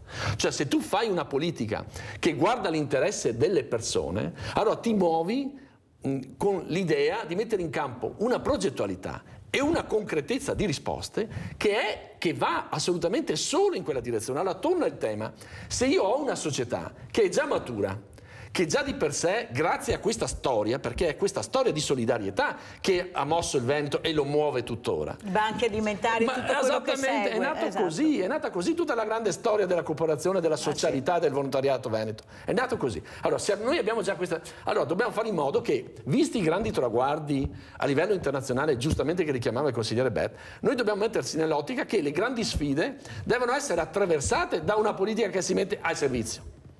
Non domina, non fa la prepotente, ma si mette al servizio. E allora, siccome questi obiettivi, qualcuno giustamente Magatti l'altro giorno, un editoriale di Avvenire, continuiamo a ragionare come fossimo tutti indipendenti.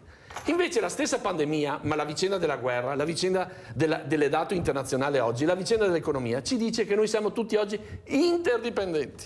Dipendiamo gli uni dagli altri. E quindi oggi una politica con gli occhiali di futuro, ma anche di concretezza di oggi, è la politica che ovviamente tiene conto del fatto che più saremo alleati, più faremo le cose insieme, nessun uomo un'isola, nessuno si salva da solo. Questo è il tema. Quindi la politica si prende a carico il destino e il bene di tutti. Però certa politica si nasconde dietro la burocrazia. È là che ti voglio. Allora io ti metto davanti questa legge, questi burocrati che non a caso fanno queste cose, e io vedo sparire un po' alla volta il mondo del volontariato, perché non regge, perché non è supportato. Ed è una disperazione. Ma come il volontario a 80 anni deve andare a scuola di chi? Da quello che non sa neanche aprire la bocca e non ha mai fatto il volontario perché la politica ha deciso che ci sia questo cortocircuito? Quando ho detto prima che la politica deve accompagnare e favorire, è esattamente questo. Cioè, se tu dici a parole che vuoi bene ai volontari, ma io penso a tutte le esperienze anche delle Pro Loco, dico in generale, quando li carichi rispetto a determinate, per carità, quando c'è un servizio fatto al pubblico bisogna garantire la sicurezza, essere molto su questo. Ma quando tutto questo diventa poi, rischia di diventare un assedio burocratico, una fila infinita, no, di adempimenti e di costi. Perché metti la piccola festa come fosse un concerto la politica come commenta Betta? Perché dobbiamo andare avanti su questo? Anzi, la ringrazio per aver anche fatto capire che sta portando avanti questo articolo di legge che veramente assolutamente, guardi che ne abbiamo bisogno, necessità, non è che io le racconti, non la Mirella, ma parlo in generale, perché ci siamo confrontati tra di noi, non abbiamo i giovani, siamo tutti diversamente giovani, i giovani sono là che ci stanno aspettando, basta andarli a prendere, ma non puoi entrare nelle scuole con grande fatica, non gli intrighi abbastanza perché è un altro mondo, non sono nati col volontariato loro, dobbiamo insegnarglielo, Bette, li stiamo perdendo, prego.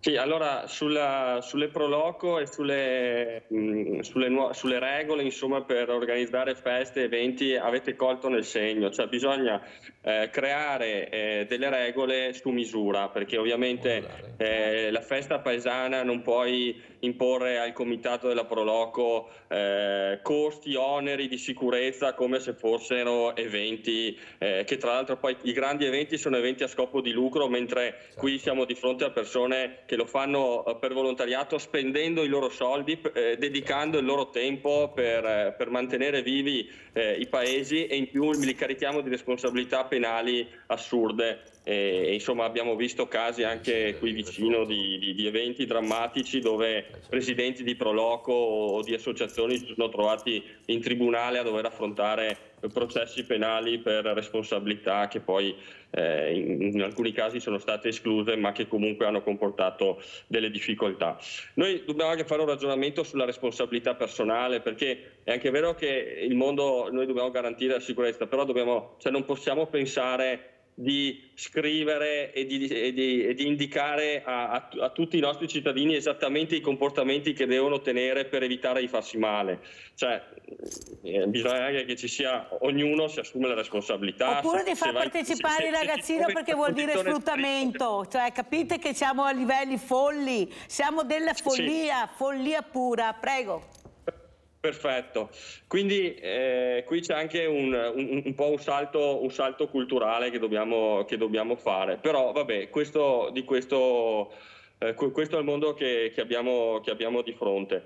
Dopodiché, secondo me, noi in Veneto abbiamo questa sensibilità al volontariato, che è una cosa abbastanza, non dico tipica nostra, ma qui che ha uno sviluppo molto, molto sentito. Qui fanno volontariato, cioè, dicono una statistica, 1 persona su 5.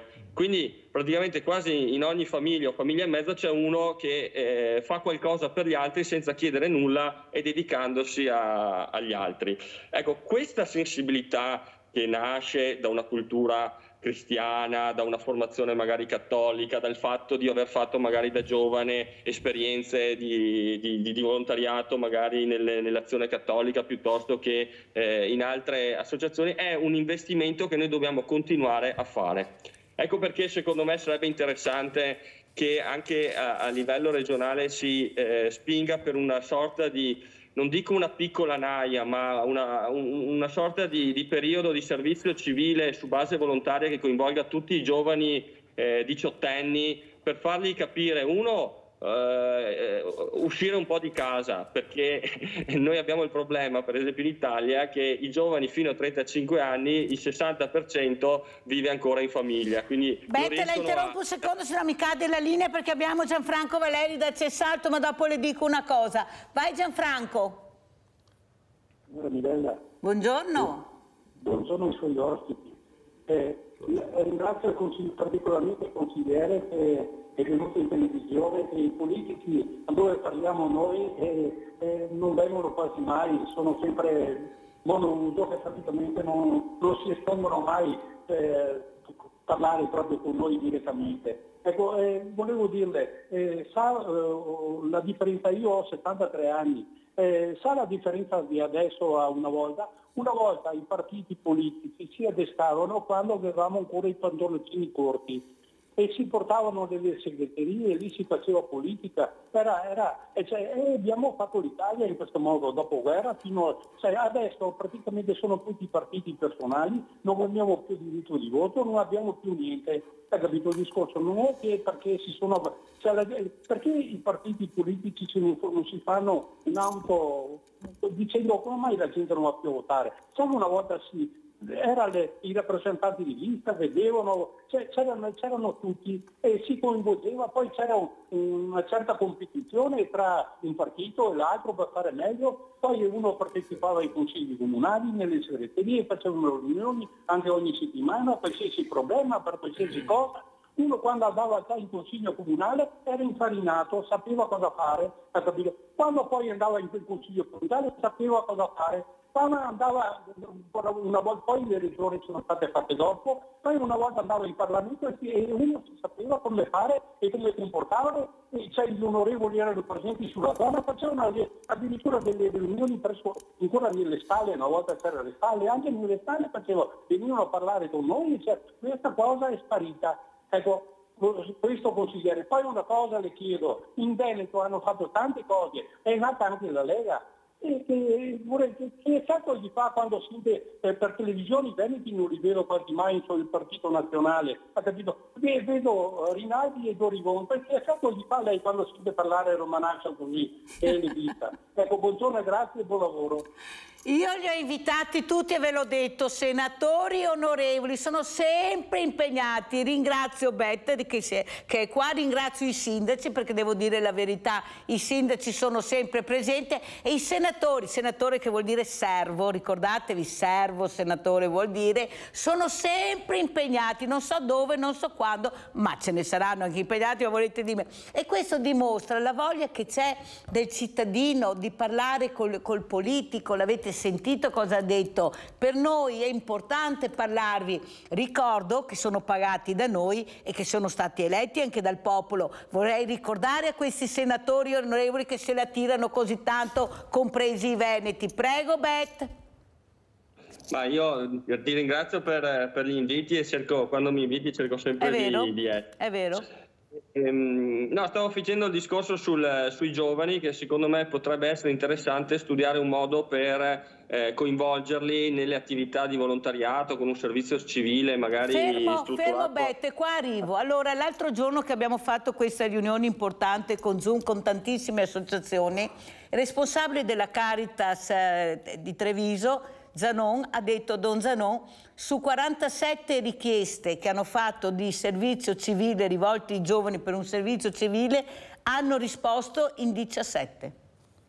Un dato allarmante, preoccupante, glielo dico perché sono numeri importanti che dovete sapere, su 47 richieste hanno risposto solo in 17. Vuol dire che siamo ancora lontani anni luce per intrigare questi ragazzi. Prego Bet. Hai usato la parola giusta, bisogna intrigarli, cioè fargli scattare un meccanismo per cui partecipare all'attività di volontariato non deve essere visto come un peso, come una forzatura o un obbligo, ma come un investimento di crescita, ma come un senso di appartenenza alla propria comunità, ma come un vantaggio sociale. Faccio volontariato, vengo riconosciuto socialmente come una persona, diciamo, che merita attenzione e anche poi nel mondo del lavoro diventa un elemento di valutazione anche nella fase di assunzione, nella fase di selezione del personale, perché chi si impegna nel sociale vuol dire che ha una marcia in più, ha una sensibilità in più, ha una capacità di stare con gli altri in più, ha una capacità di fare squadra con gli altri che altri ragazzi isolati non hanno. Ecco, questi sono secondo me gli elementi su cui lavorare. Abbiamo Stefania da Schio. Ciao Stefania. Ciao Mirella e buongiorno ai tuoi ospiti. Allora, il volontariato, è vero, i giovani sono assenti, perché io vado a fare le pulizie in chiesa e sono la mascotte, perché le altre partono dai 77 agli 86 anni. Ecco, dunque io sono la più giovane e non c'è ricambio. Dico sempre, ma quando voi non ci sarete oppure non ce la farete più, chi è che fa le pulizie in chiesa? Devono prendere un'impresa e pagarla? Cioè noi siamo volontari e non prendiamo niente, facciamo il lavoro di nostra volontà, diciamo, ecco, e giovani non ce ne sono, proprio, non ce ne sono. Sono stata anche della Caritas e anche lì sempre persone anziane. ecco, finalmente anche i nostri hanno cominciato a venire a prendere le borse, come dici tu, che una volta non lo facevano, adesso veramente si vede che c'è necessità. Hanno messo da parte l'orgoglio e devono venire anche loro, insomma, ecco, adesso ci sono tanti anche dei nostri che vengono. Ti ringrazio Stefania di questa telefonata importante, perché veramente confermi quello che magari certa politica non riesce a capire. Guardate che sta dicendo delle cose molto importanti, Stefania, prego. Ecco, volevo dire appunto, quando dici mettono sempre i paletti fra le ruote nel volontariato, no.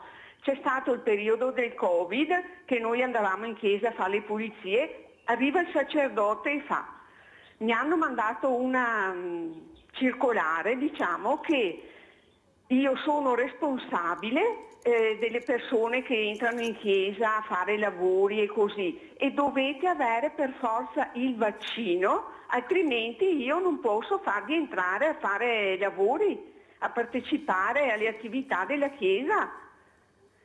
Addirittura questo, sì, che noi eravamo tutte vaccinate e non ci sono stati problemi, però voglio dire, se ci fosse stata qualcuna che magari non aveva fatto il vaccino o cosa, il sacerdote rispondeva personalmente. Sì, è quello che ha detto Beth prima. Grazie Stefania, devo andare avanti, se no non ce la faccio, sono tante domande, prego Zabotti, poi continuiamo. Condivido, allora l'idea è, proprio collegandomi all'ultimo aspetto, abbiamo superato una pandemia che al di là di tutto ha segnato molto il tema del volontariato. Cioè le difficoltà, la crisi, le incertezze, insomma le inquietudini che quella fase lì, anche il chiamarsi fuori inevitabilmente, perché è chiaro che è venuta meno una socialità per un bel tempo. E allora qui bisogna rieducarsi, perché i numeri sono inferiori oggi anche per effetto della pandemia. Fermo Zabotti, e qua ti voglio. Ma qua la finisco. No, fermo. E la politica è qua l'esempio che deve dare. Tu fai, io ti supporto. Perfetto. Ma io come faccio a essere un ente pubblico e avere 1000 paletti quando sto cercando di dare veramente un qualcosa di concreto senza chiedere alle famiglie che hanno bisogno? Perché io guardo la politica, sono un ente pubblico, la provincia è un ente pubblico, non è un ente privato. E allora perché mi metti i paletti quando 2 volte alla settimana cerco di aiutare queste persone in difficoltà? Che esempio do anche ai volontari che arrivano? Che esempio do ai ragazzi che sentono questi dirigenti che veramente ne dicono e ne fanno di tutti i colori? È questo l'esempio che posso... E sì, ho i disabili, ho le fragilità, ma ascoltano, sono spugne. Beth, come la mettiamo? Qua bisogna avere risposte, poi sentiamo Zabotti. Vada Beth. Ma allora, la Regione sul fronte dell'inclusione sociale, noi abbiamo un piano e adesso con la riforma anche degli ambiti territoriali sociali dei comuni daremo una nuova riorganizzazione a tutto questo mondo delle iniziative sociali, delle fragilità, dei minori, degli anziani. E qui secondo me diciamo noi stiamo mettendo in campo tutti gli strumenti che oggi ci possono essere e anche le poche risorse che abbiamo a disposizione che arrivano da Roma o dai fondi nazionali, cerchiamo di atterrarle sul territorio, e fino adesso vedo che comunque le iniziative vengono fatte, i soldi non vengono sprecati, c'è un senso diciamo un'attenzione, un'etica anche nella gestione del denaro pubblico che secondo me è positivo, e non ho visto fino adesso grosse situazioni di illegalità.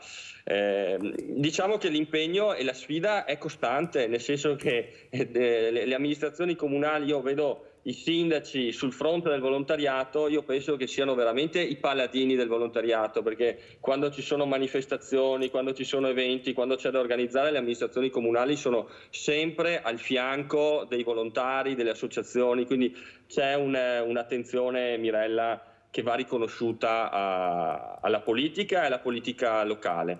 Certo, le sfide che tu stai lanciando non sono da poco, ma magari insieme all'amico Marco Zabotti potremmo studiare dei modelli. No, dovete venire a vedere, non vi vediamo. Beth, in 13 anni che sono in provincia ho visto 3 politici e tutti i martedì ogni 15 giorni si ritrovano, neanche a Natale, a Pasqua, ma non alla Mirella, a salutare i volontari, hanno 90 anni, 80 anni, Alfredo, Bet, non arriva un panettone, non arriva mai niente, a me non me ne frega niente, io so che sono all'interno, l'unico emporio solidale all'interno di un ente pubblico, trattati come avessimo la peste. È ora di finirla, io lo dico e lo sanno i miei telespettatori, è ora di finirla con queste persone. Non andrete al 9, andrete al 2%, Bet, perché la gente non è stupida, vede, sente, voi la raccontate in una maniera,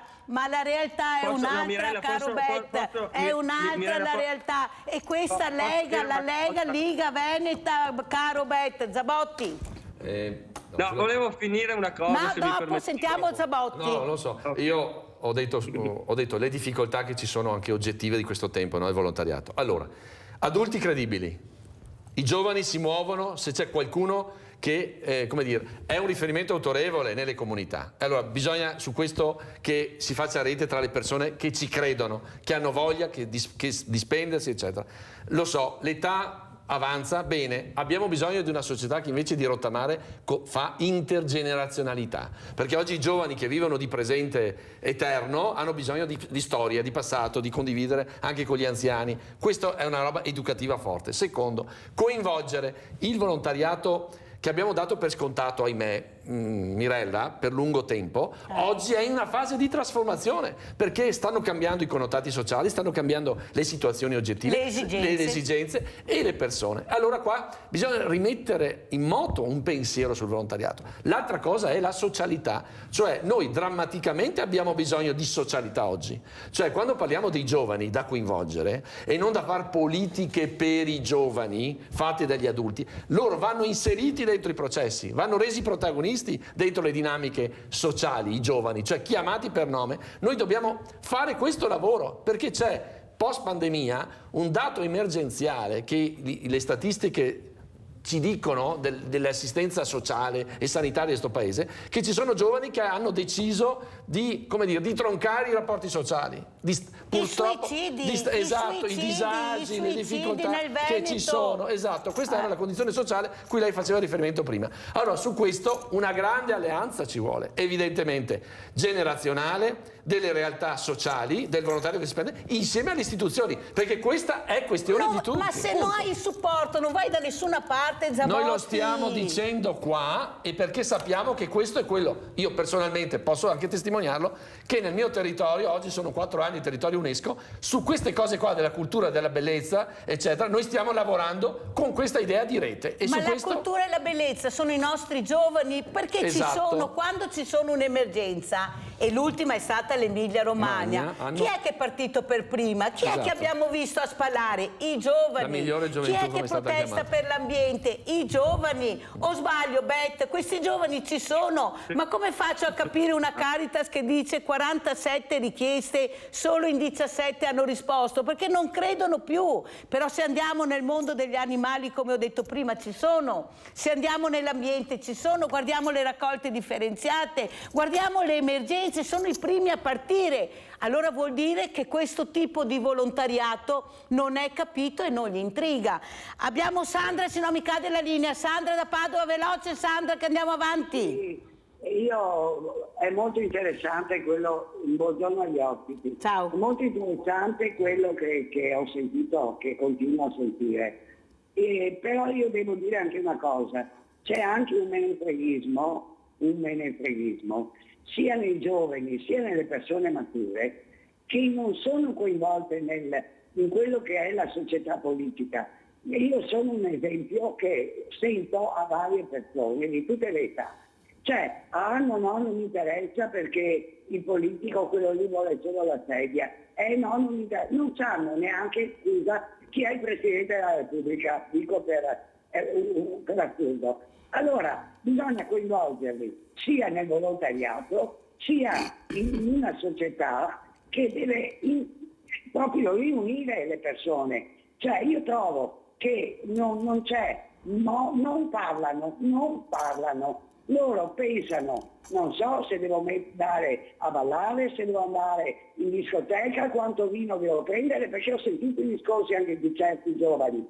Dopo è chiaro che in mezzo come dici te, Mirella, c'è una parte, io mio nipote che ha scelto il servizio civile, studia, è all'università e va in una libreria con i ragazzi. Cioè, mio fratello col Friuli era militare e ha fatto ancora di più il servizio militare per dare una mano ai terremotati.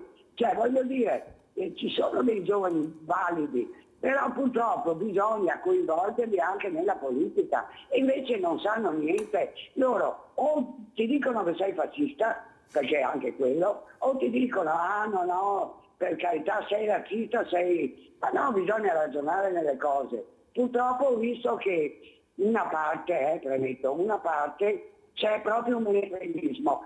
Tutto per me e niente per te. E questa è la realtà. Grazie, grazie alla nostra Sandra da Padova. Prego, Bet. Grazie. Allora, tre concetti veloci. Uno sul tema delle province che avevi chiamato in ballo. Ti posso dire che il prossimo anno ci saranno le elezioni dei rappresentanti della provincia a suffragio universale, quindi ritorneremo con gli eletti in provincia, gli eletti dal popolo e non con un ente di secondo grado, e quindi lì ognuno si giocherà la sua partita e andrà in cerca dei voti, e qua mi fermo. L'altra questione che stiamo lanciando con Marco Zabotti, che ha un po' anticipato nell'intervento precedente, è quello di condividere dei modelli, un nuovo modello da lanciare verso i giovani, e gli esempi e i riferimenti che ha fatto possono essere già una base su cui lavorare, perché secondo me dobbiamo avere la responsabilità di proporre ai giovani modelli diversi rispetto a quelli che vedono su TikTok, su internet e sui social in questo momento. Un esempio per dirvi di come i giovani, ma ce ne sarebbero tantissimi altri da citare, quando si impegnano vanno valorizzati, e spesso non si parla mai abbastanza dell'impegno di quei pochi o tanti giovani, insomma, che lavorano sul sociale. Vi dico che in questi giorni, queste serate a Codognè, c'è un evento musicale che si chiama Cimetta Jamming Festival, CJF lo chiamano, è da 10 anni che lo organizzano, sono tutti giovani da Codognè, che sono partiti organizzando prima dei concerti a casa e poi via via fino a diventare un evento che sta raccogliendo migliaia di giovani da tutto il nord-est, ma soprattutto un'organizzazione che tiene conto delle famiglie, che tiene conto dell'inclusione, che tiene conto di alcuni aspetti anche nella gestione ambientale dell'evento, una sensibilità veramente che mi permetto di citare perché sono veramente dei bravi ragazzi che lo fanno senza nessun scopo di lucro, ma semplicemente per il bello di stare insieme e di organizzare qualcosa insieme. Ecco, noi dobbiamo trovare la formula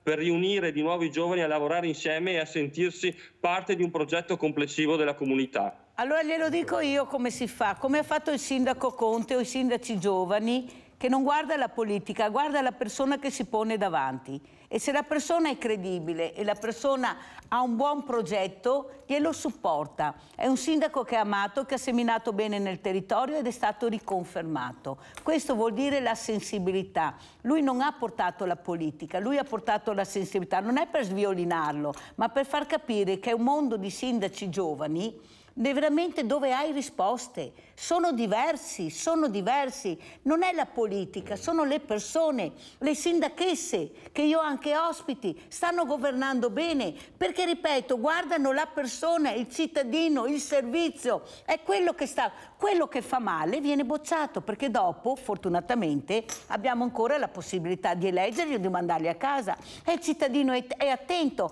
hai governato male, hai amministrato male, ti mando a casa, hai fatto bene, ti premio. Questa è la realtà del nostro territorio e dovete tenerla in considerazione. Voi dovete mandare avanti le persone che hanno preso i voti, noi paraculati, scusa Bet, siamo stanchi. Ma come? Io mi spendo per la persona, cerco di dare anche il supporto col mio voto perché la conosco e poi me la vedo fuori e mi vedo arrivare persone che non c'entrano niente. Le sembra corretto anche per i giovani? Ma le sembra corretto? Loro guardano queste cose, ci credono, dovete stare attenti, quelle segreterie è un momento delicato anche per voi, dovete stare attenti a come vi muovete, perché avete visto in Francia cosa sta succedendo? Guardate che la povertà può arrivare a certi, io la vivo sulla mia pelle, a certi livelli che non li trattieni più dopo, Guardate che è un segno quello, attenzione, perché siamo tutti, come hanno detto i sindaci che sono andati a fare con la canoa alla discesa del Sile, siamo tutti sulla stessa barca.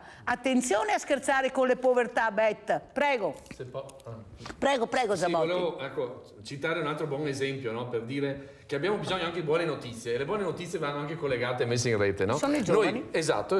L'anno scorso abbiamo premiato, premio Giuseppe Tognolo, sezione giovani, che cosa? Una felicissima esperienza. Ragazzi delle superiori, oggi già all'università, che hanno messo in piedi un progetto di formazione di guide ai monumenti storici, artistici e religiosi della loro città di Motta di Livenza, Duomo e Sant'Ora Madonna dei Miracoli. Addirittura hanno vinto anche un concorso regionale realizzando un'app a questo livello. Addirittura oggi continuano con questa esperienza, l'hanno fatto anche di recente col Viaggio del Sacro Nostro, e si sono costituiti un gruppo culturale ad loca nostra, ai nostri luoghi.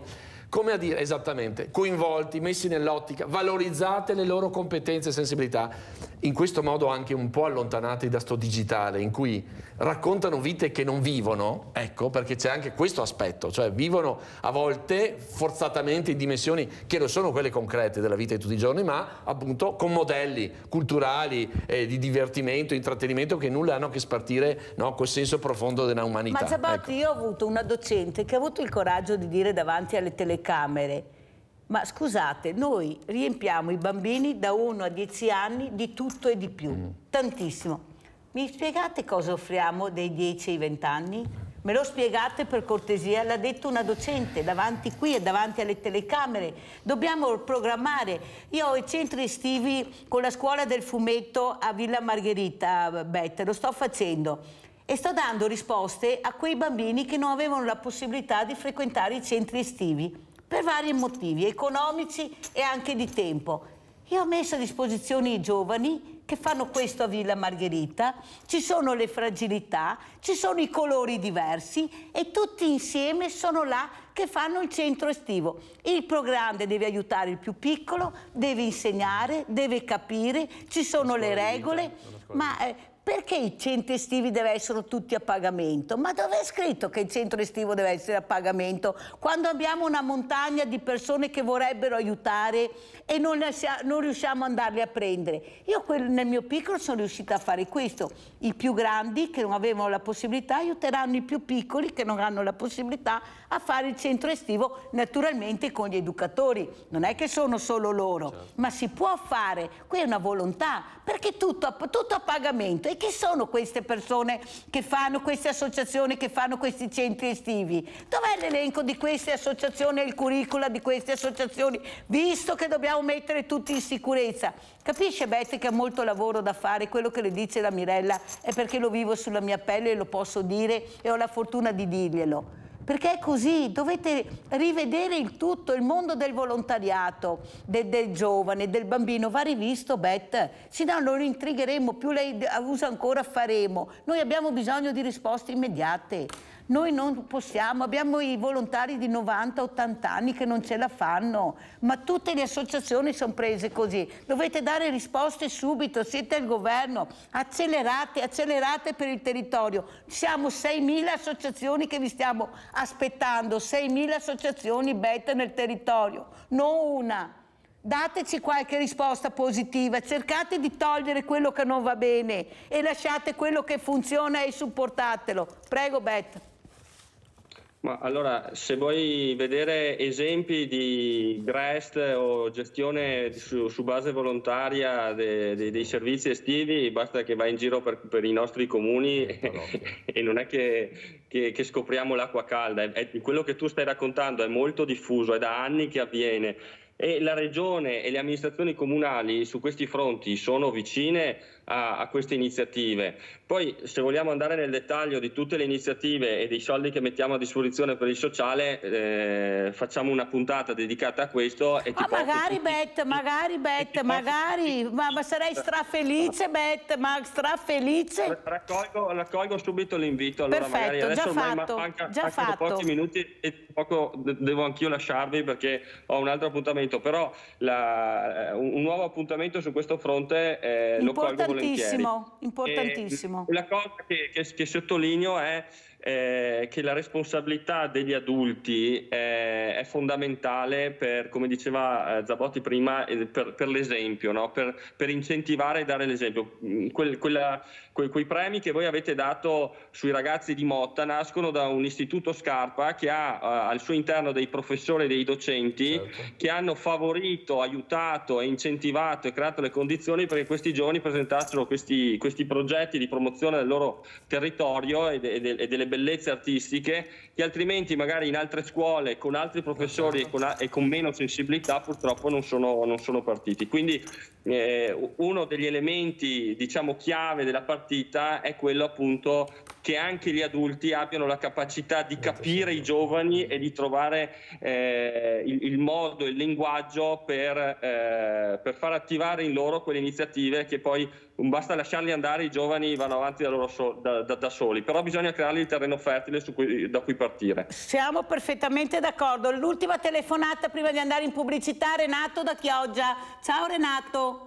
Grazie, buongiorno signora, inutile che dica che i complimenti della vostra grande trasmissione perché siete sempre presenti, ecco.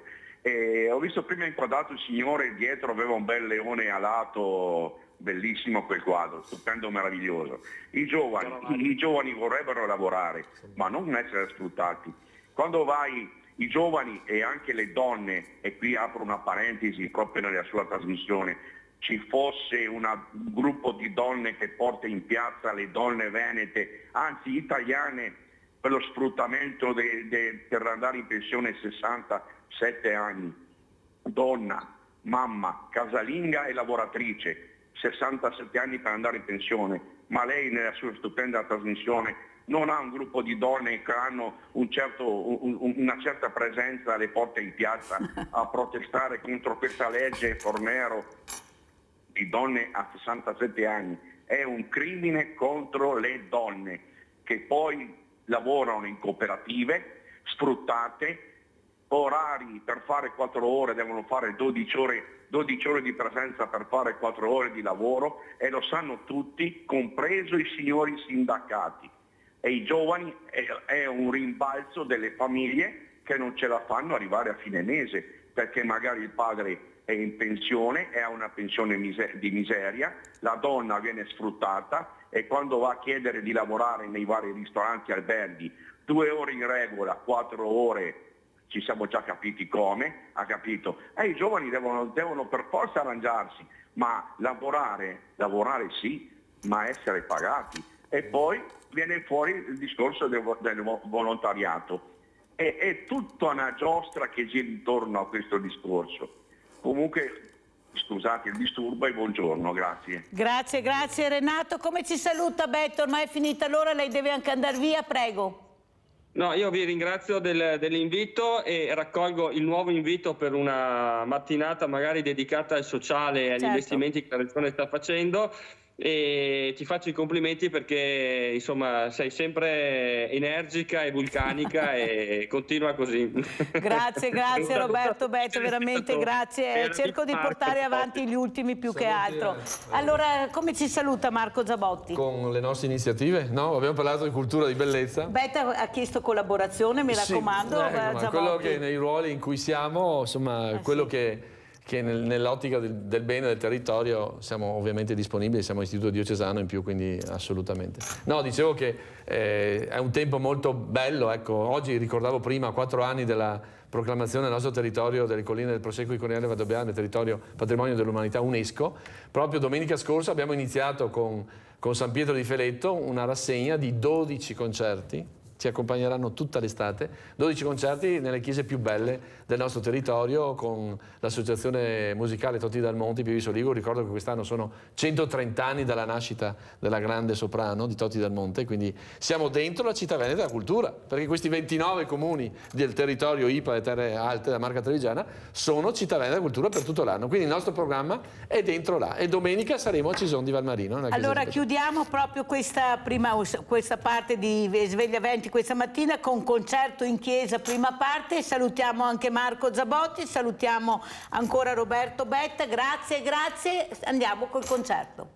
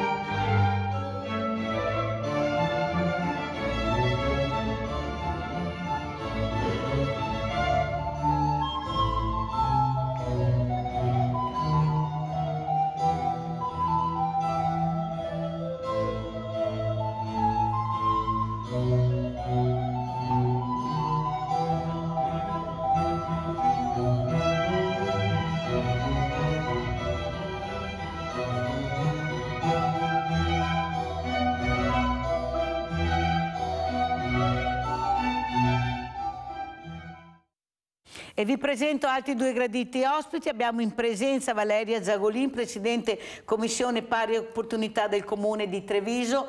Abbiamo collegato da Conegliano Andrea Antoniazzi, Delegato Associazione Nazionale Impiantistiche Sportive e Fitness. Buongiorno Antoniazzi, anche a lei. Buongiorno Mirella, buongiorno, come sta? Bene, grazie, anche perché tutta questa mattina ho parlato di giovani, di diversamente giovani, di donne, queste eroine che non si conoscono, invece ce ne sono state tante e anche brave veramente. Ne parleremo proprio con Valeria Zagolin, questa donna che fa fatica a emergere, gli anni passano ma sempre con grande fatica, eppure molte ce la mettono tutta ma non sempre è facile, prego. Certo, devo dire ogni tanto ci sono delle persone che dicono beh ma cosa volete ancora voi donne, avete raggiunto tutto. Purtroppo non è così, cioè abbiamo ancora una serie di difficoltà quotidiane. Tu che lavori tanto sul quotidiano, non c'è ombra di dubbio che per esempio la conciliazione famiglia-lavoro pesa ancora per il 70-80% sulle donne e questo crea da un lato meno tempo libero per esempio rispetto al mondo maschile e dall'altra può fare scelte che purtroppo non sono produttive. Nel senso che sono dei limiti ancora molto forti, che sono legati in parte appunto a tutti i pregiudizi che ci sono intorno alle società patriarcali. Che ci sono ancora. E che ci sono ancora. Non c'è niente da fare, siamo nel 2023 certo. Ma ci sono ancora. Cosa ci racconta Andrea Antoniazzi, lei che si occupa appunto di fitness? Queste donne, sempre donne, ma anche molti uomini stanno cercando anche di cambiare registro, perché dobbiamo dire anche che ci sono anche delle brave certo, persone, però sono poche rispetto alla donna che si mette in prima linea e sta cercando di portare anche del benessere. Prima abbiamo avuto anche un insegnante di yoga. Ci sono queste donne, prego. Beh, intanto porto buone notizie perché post-Covid,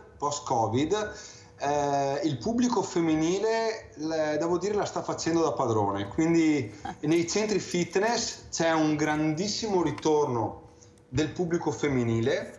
Da statistiche so che ha sorpassato addirittura la maggioranza. E anche in sala attrezzi, che prima era un'attività magari un po' più da maschietti, le donne sono ritornate e stanno facendo un gran bel lavoro, stanno mettendo in difficoltà gli ometti. Quindi, guarda che è una bellissima notizia che ci sta dando, ma veramente una bella notizia, non solo è la realtà. Sala attrezzi, perciò vuol dire fatica, vuol dire impegno, vuol dire regole, o sbaglio Antoniazzi? Soprattutto dedizione e stanno dando una grande dimostrazione al pubblico maschile di cosa vuol dire iniziare un percorso, essere coerenti con le scelte che si è deciso di fare e portarlo avanti. Sono contento perché anche il pubblico femminile giovane, le ragazzine, si sono date una gran mossa. Se mi chiedi Mirella da cosa è scattata questa voglia, questo cambio di stile di vita, devo essere sincero, non lo so. Ma prima si notava una gran sedentarietà, soprattutto da parte delle ragazzine giovani, e adesso c'è proprio un'inversione di tendenza. C'è chi dice i social, Instagram, le influencer sicuramente al giorno d'oggi contano tantissimo. Sta di fatto che comunque i giovani si condizionano fortemente fra di loro, quindi vuol dire che è una mentalità condivisa quella di adottare uno stile di vita sano. E una cosa molto importante, negli anziani che purtroppo post-Covid ne mancano ancora tanti nei centri fitness, chi è rientrato per prima? Il pubblico femminile. Quindi nelle palestre ci sono più donne mature, chiamiamole così, che maschietti. maschietti. Molto belle queste notizie, certo. Cosa ne pensi, Valeria? Sì, sicuramente è un dato estremamente positivo. Devo dire che bisognerebbe riuscire anche a codificare poi questi dati, perché una delle carenze che abbiamo sempre riscontrato noi è quello che molte volte non si riesce ad avere una lettura di genere rispetto ai fenomeni. Per cui va benissimo, ovviamente è estremamente positivo che ci sia stata questa inversione di tendenze e che quindi le donne riescano a trovare anche del tempo per sé da dedicare alla propria salute. Anche perché trovare del tempo per sé, specialmente facendo sport, vuol dire stare bene con se stesse, certo. Vuol dire staccare veramente la spina e trovare un momento per te stessa, cosa non facile, visto quello che hai raccontato prima, con degli orari impossibili che questa donna si vede subire, perché li subisce tutti i giorni, perché lei che manda la condizione della famiglia, non c'è niente da fare, lei a parte qualche caso, però è sempre questa donna in prima linea. Con le nuove generazioni si sta leggermente modificando questa situazione, però ancora i dati statistici ci dicono che siamo ancora distanti da un concetto di parità rispetto al mondo della cura. E con questi numeri di femminicidi, prima ne parlavamo prima di andare in onda con Valeria Zagolin, sono numeri che fanno impressione, però l'opinione era quella che questa violenza c'è sempre stata. Ecco, in tempi anche non recenti, questa donna che veniva veramente violentata, battuta psicologicamente, fisicamente, in tutti i versi, però non si sapeva, non c'erano numeri, non c'erano i social, non c'era una comunicazione e anche devo dire una certa predisposizione a far emergere il problema. Queste donne veramente ce l'hanno fatta, queste donne anzi facciamo vedere anche la locandina di sabato a Villa Margherita, dove ci sarà questo convegno importante da queste donne che si chiamano sopravvissute, per far capire l'importanza di esserci, di parlare, di coinvolgere. Prego Valeria, vediamo anche la locandina, prego. Sì, è sicuramente bella iniziativa, sicuramente questa. Devo dire che siamo ancora distanti da una denuncia totale, cioè stanno aumentando e però si parla ancora di un 10-15% rispetto all'entità del fenomeno. Per cui vanno benissimo queste iniziative, proprio perché possono spingere le donne ad intervenire e a interrompere queste situazioni dolorosissime, che sono dolorosissime per se stesse, ma che poi tendono a promuovere e mantenere questo tipo di immagine, no? Nei propri figli, che cresceranno, diventeranno uomini a suo tempo e che hanno vissuto, o anche alle ragazze che hanno vissuto questo tipo di rapporti, che quindi è difficilissimo cancellare, purtroppo. Antoniazzi, come sono le donne, le ragazze che frequentano queste palestre? Ecco, come le vede? Ecco, soprattutto portano a termine il percorso, lei ha detto, cosa che gli uomini non fanno, sono come i grilli, saltano di qua, saltano di là, ma alla fine il percorso non viene fatto. Noi invece quando dobbiamo raggiungere un obiettivo lo facciamo, sbaglio, ho usato il termine giusto, il grillo che salta di qua e di là. Prego. Giustissimo, giustissimo. Post-Covid si è visto proprio che il lockdown, soprattutto nel nostro settore, ci ha bloccato un anno. Lo ripeto, noi ci eravamo sentiti durante il Covid, Mirella, sì. Noi siamo stati chiusi ingiustamente un anno, mentre i centri commerciali, i tatuatori, estetisti, il resto erano aperti. Ma capitolo chiuso, voglio dimenticarlo. E quindi abbiamo tolto la possibilità di muoversi a tantissime persone e a tantissime donne. Le donne si sono accorte che stando ferme la sedentarietà le rendeva meno efficienti sia a casa, che lavorare a casa è un lavoro, che in un lavoro, chiamiamolo tradizionale. Sono state le prime a rientrare nei centri fitness per ritornare a ritrovare l'efficienza perduta a causa della chiusura dei centri sportivi. L'uomo ha subito un po' di più anche a livello psicologico la depressione e si è buttato un po' più in, non voglio usare parolacce, ma insomma si è lasciato un pochettino andare, sì. La donna sicuramente è più forte dell'uomo. Io ho la fortuna di avere più centri nel mio staff ho più donne che uomini e sono convinto e continuerò a collaborare di più col pubblico femminile perché mi trovo meglio con le donne che con gli uomini. Antoniazzi, non è che forse però questa donna, oltre al corpo che veramente lo rinvigorisce, però riesce a staccare la spina anche psicologicamente? Lei a fare questo tipo di esercizi la fa star bene psicologicamente, sì il corpo, ma prima la mente, o sbaglio? Ma certo, perché l'esercizio fisico, la prima conseguenza che si ha è una stimolazione naturale di ormoni buoni, l'ossitocina, la dopamina, la serotonina, tutti ormoni che ti fanno stare meglio. Quindi più ti muovi, meglio stai. È una conseguenza naturale che nessuno può negare o non si può mettere in discussione. Quindi l'aspetto psicologico è il primo a essere coinvolto. A me è scattato l'ormone invece quando ho sentito il caso dell'onorevole Santanchè. Mi è saltato questo ormone perché sono messaggi veramente distruttivi, specialmente penso a queste donne, a queste dipendenti che chiedono quello che gli spetta di diritto, ma soprattutto il messaggio che passa, difendere l'indifendibile. Persone, parlo in generale, un onorevole, un senatore, ne parlo con Valeria perché Valeria è stata in politica, è in politica da una vita, perciò sa di cosa parlo, con questi stipendi, queste emulazioni folli, 95.000 euro annuali. Se capite bene che le persone che sono a casa, queste persone che veramente ho detto che da 7 Empori Solidari siamo arrivati a 27, ecco, pensate dove sta arrivando la povertà. Qui nel nostro territorio da 7 a 27 dicono che il territorio sta bene, bene che vengano i banchi solidali politici. Ho invitato prima Beth, non si può, bisogna dire basta, non si può avere questi esempi, cioè non è possibile che in Italia si perdoni tutto e al politico sia concesso tutto perché è un politico. Ecco, com'è la situazione? Ecco, proprio dal punto di vista anche emotivo, etico, come si fanno a difendere, come si fa a difendere l'indifendibile in politica, Valeria?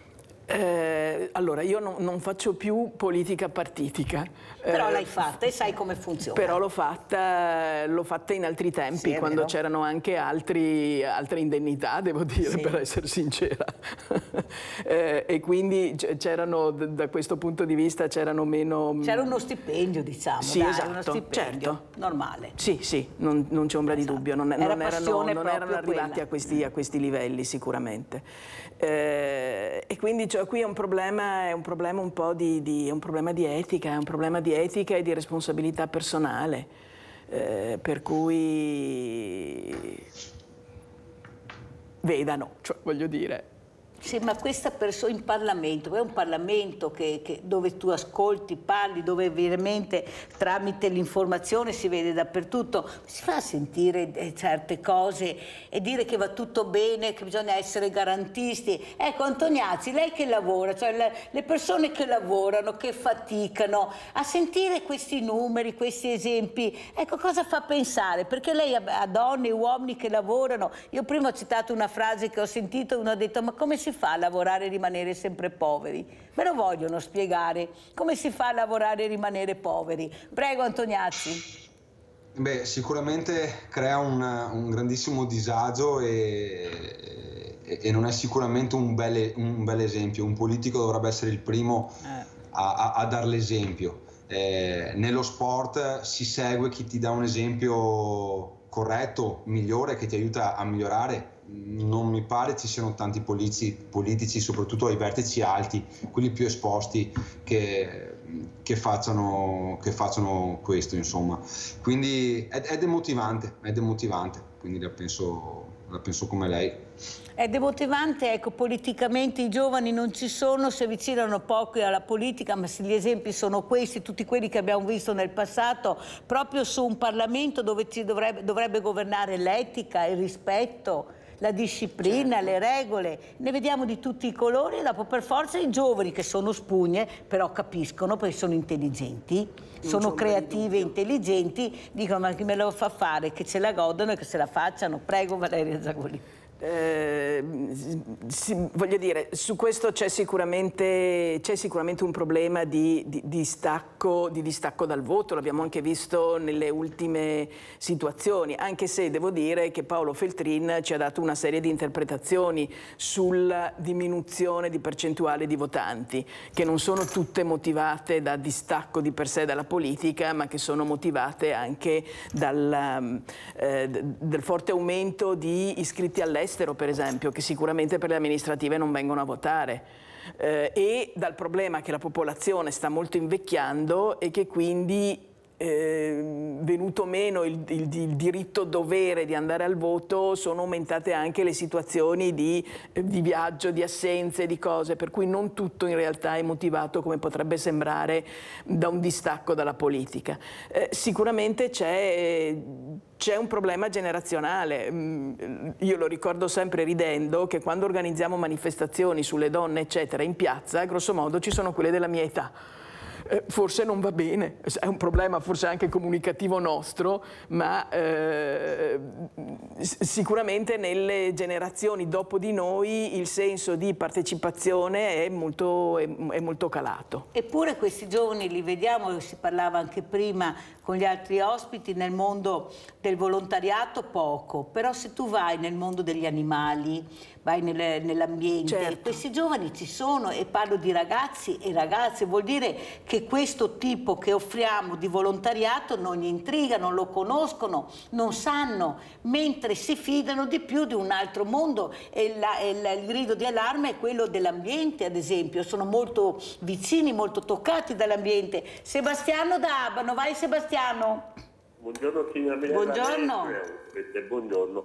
Noi ci lamentiamo di poco stipendio, di politici che sono collusi, corrotti e tutto, ma siamo anche noi che non facciamo nulla per prendere questi politici e cacciarli via, perché abbiamo una classe politica purtroppo che non è in grado o non vuole cambiare l'Italia, perché vediamo, io ho visto varie trasmissioni dove si occupano le case abusive. Ci sono delle città dove comanda la criminalità organizzata. Ora io dico, è possibile mai la classe politica non prende pugno, ferro duro e sbaracca tutta questa criminalità organizzata? È possibile mai? Le cose sono due, o sono collusi o sono imbecilli che non sanno governare le proprie città. Abbiamo visto a Firenze di quella bambina, di quell'hotel che era occupato, quando sono intervenuti, quando hanno preso la bambina, perché se quella bambina non veniva rapita, ancora quelli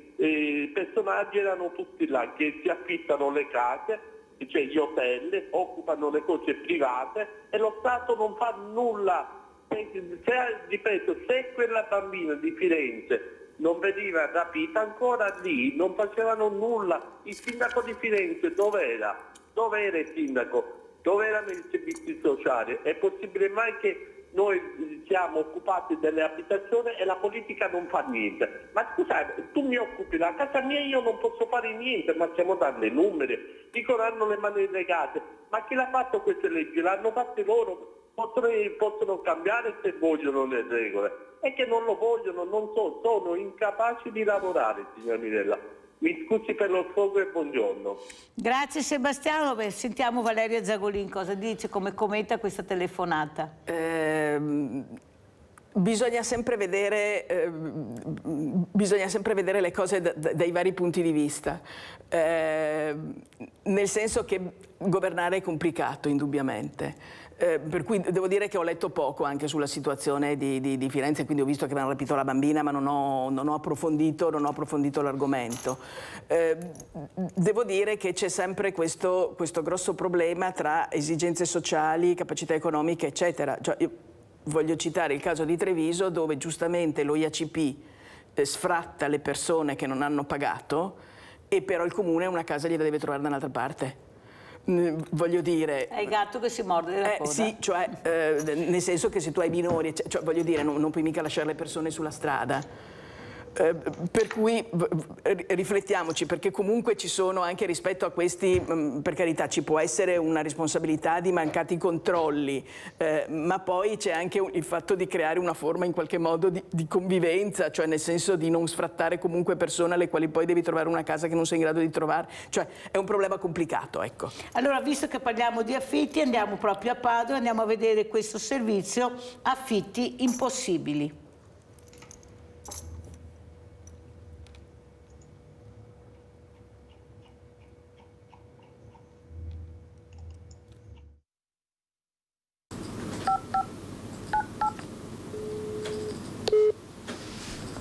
Buongiorno, per lavoro mi trasferisco a Padova da metà agosto. C'è un appartamento, cerco un appartamento in affitto, volevo capire se avete qualcosa per caso. Noi purtroppo al momento non abbiamo nulla in affitto. Al momento di affitti non c'è praticamente nulla e a noi in affitto è da un bel po' di tempo che non ci entra nulla.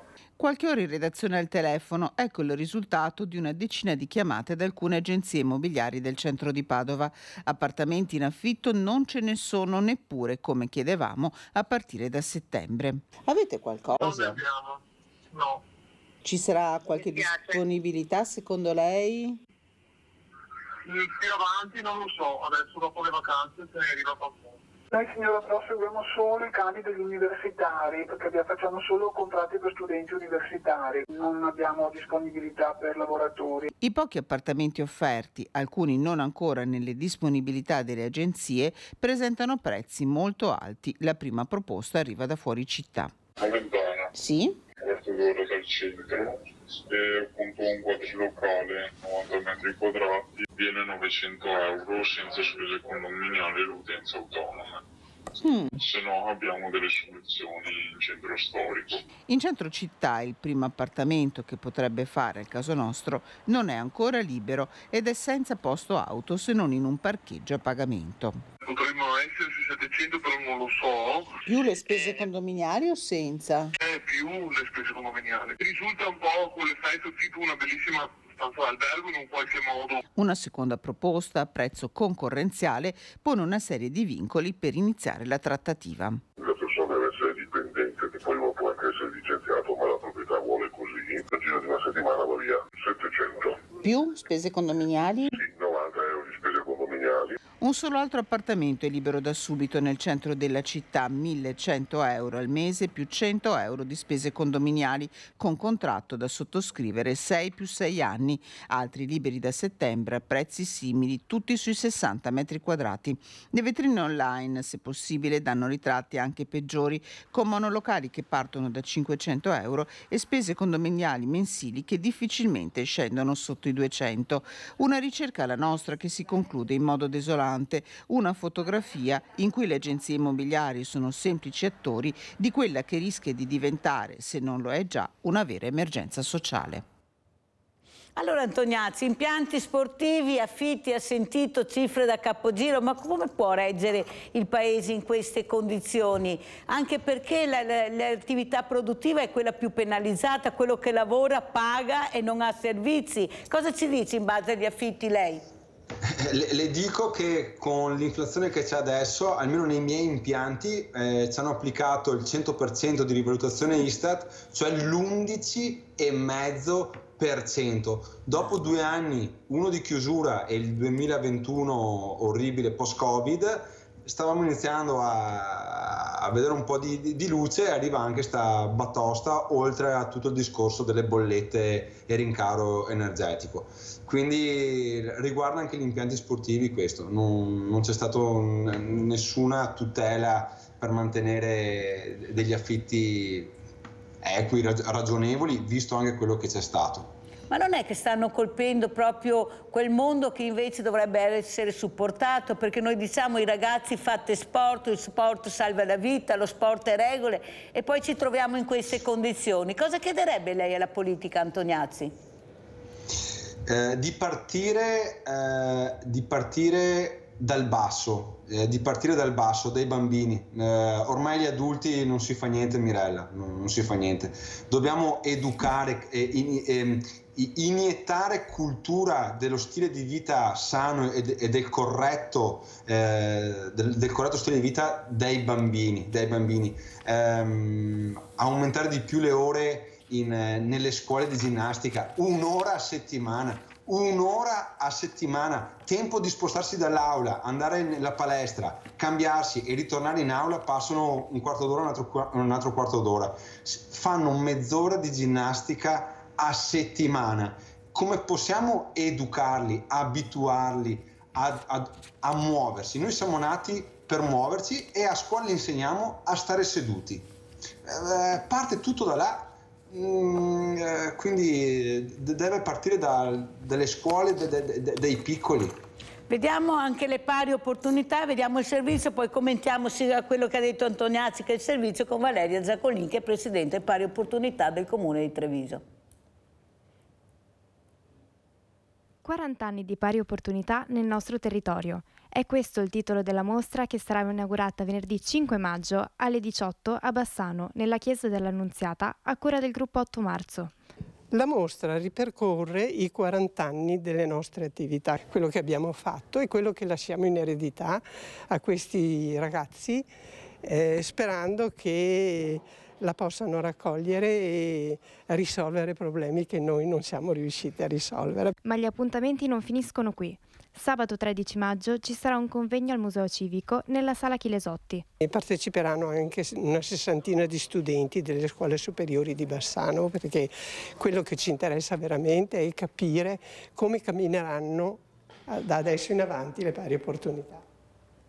E lo chiediamo a Valeria Zaccolin, abbiamo visto pari opportunità di Bassano, sentiamo come cammina e come camminerà le pari opportunità a Treviso.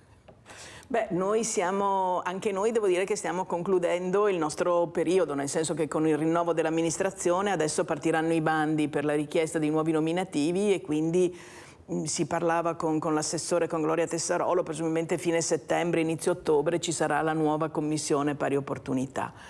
Devo dire che anche a Treviso la Commissione Pari Opportunità ha un lungo percorso, più o meno gli anni in cui sono partiti sono gli stessi della seconda metà degli anni '80, grosso modo. Treviso mi pare che la Commissione sia stata istituita nell'88 o nell'89. È sempre esistita, si è sempre rinnovata, ha sempre lavorato.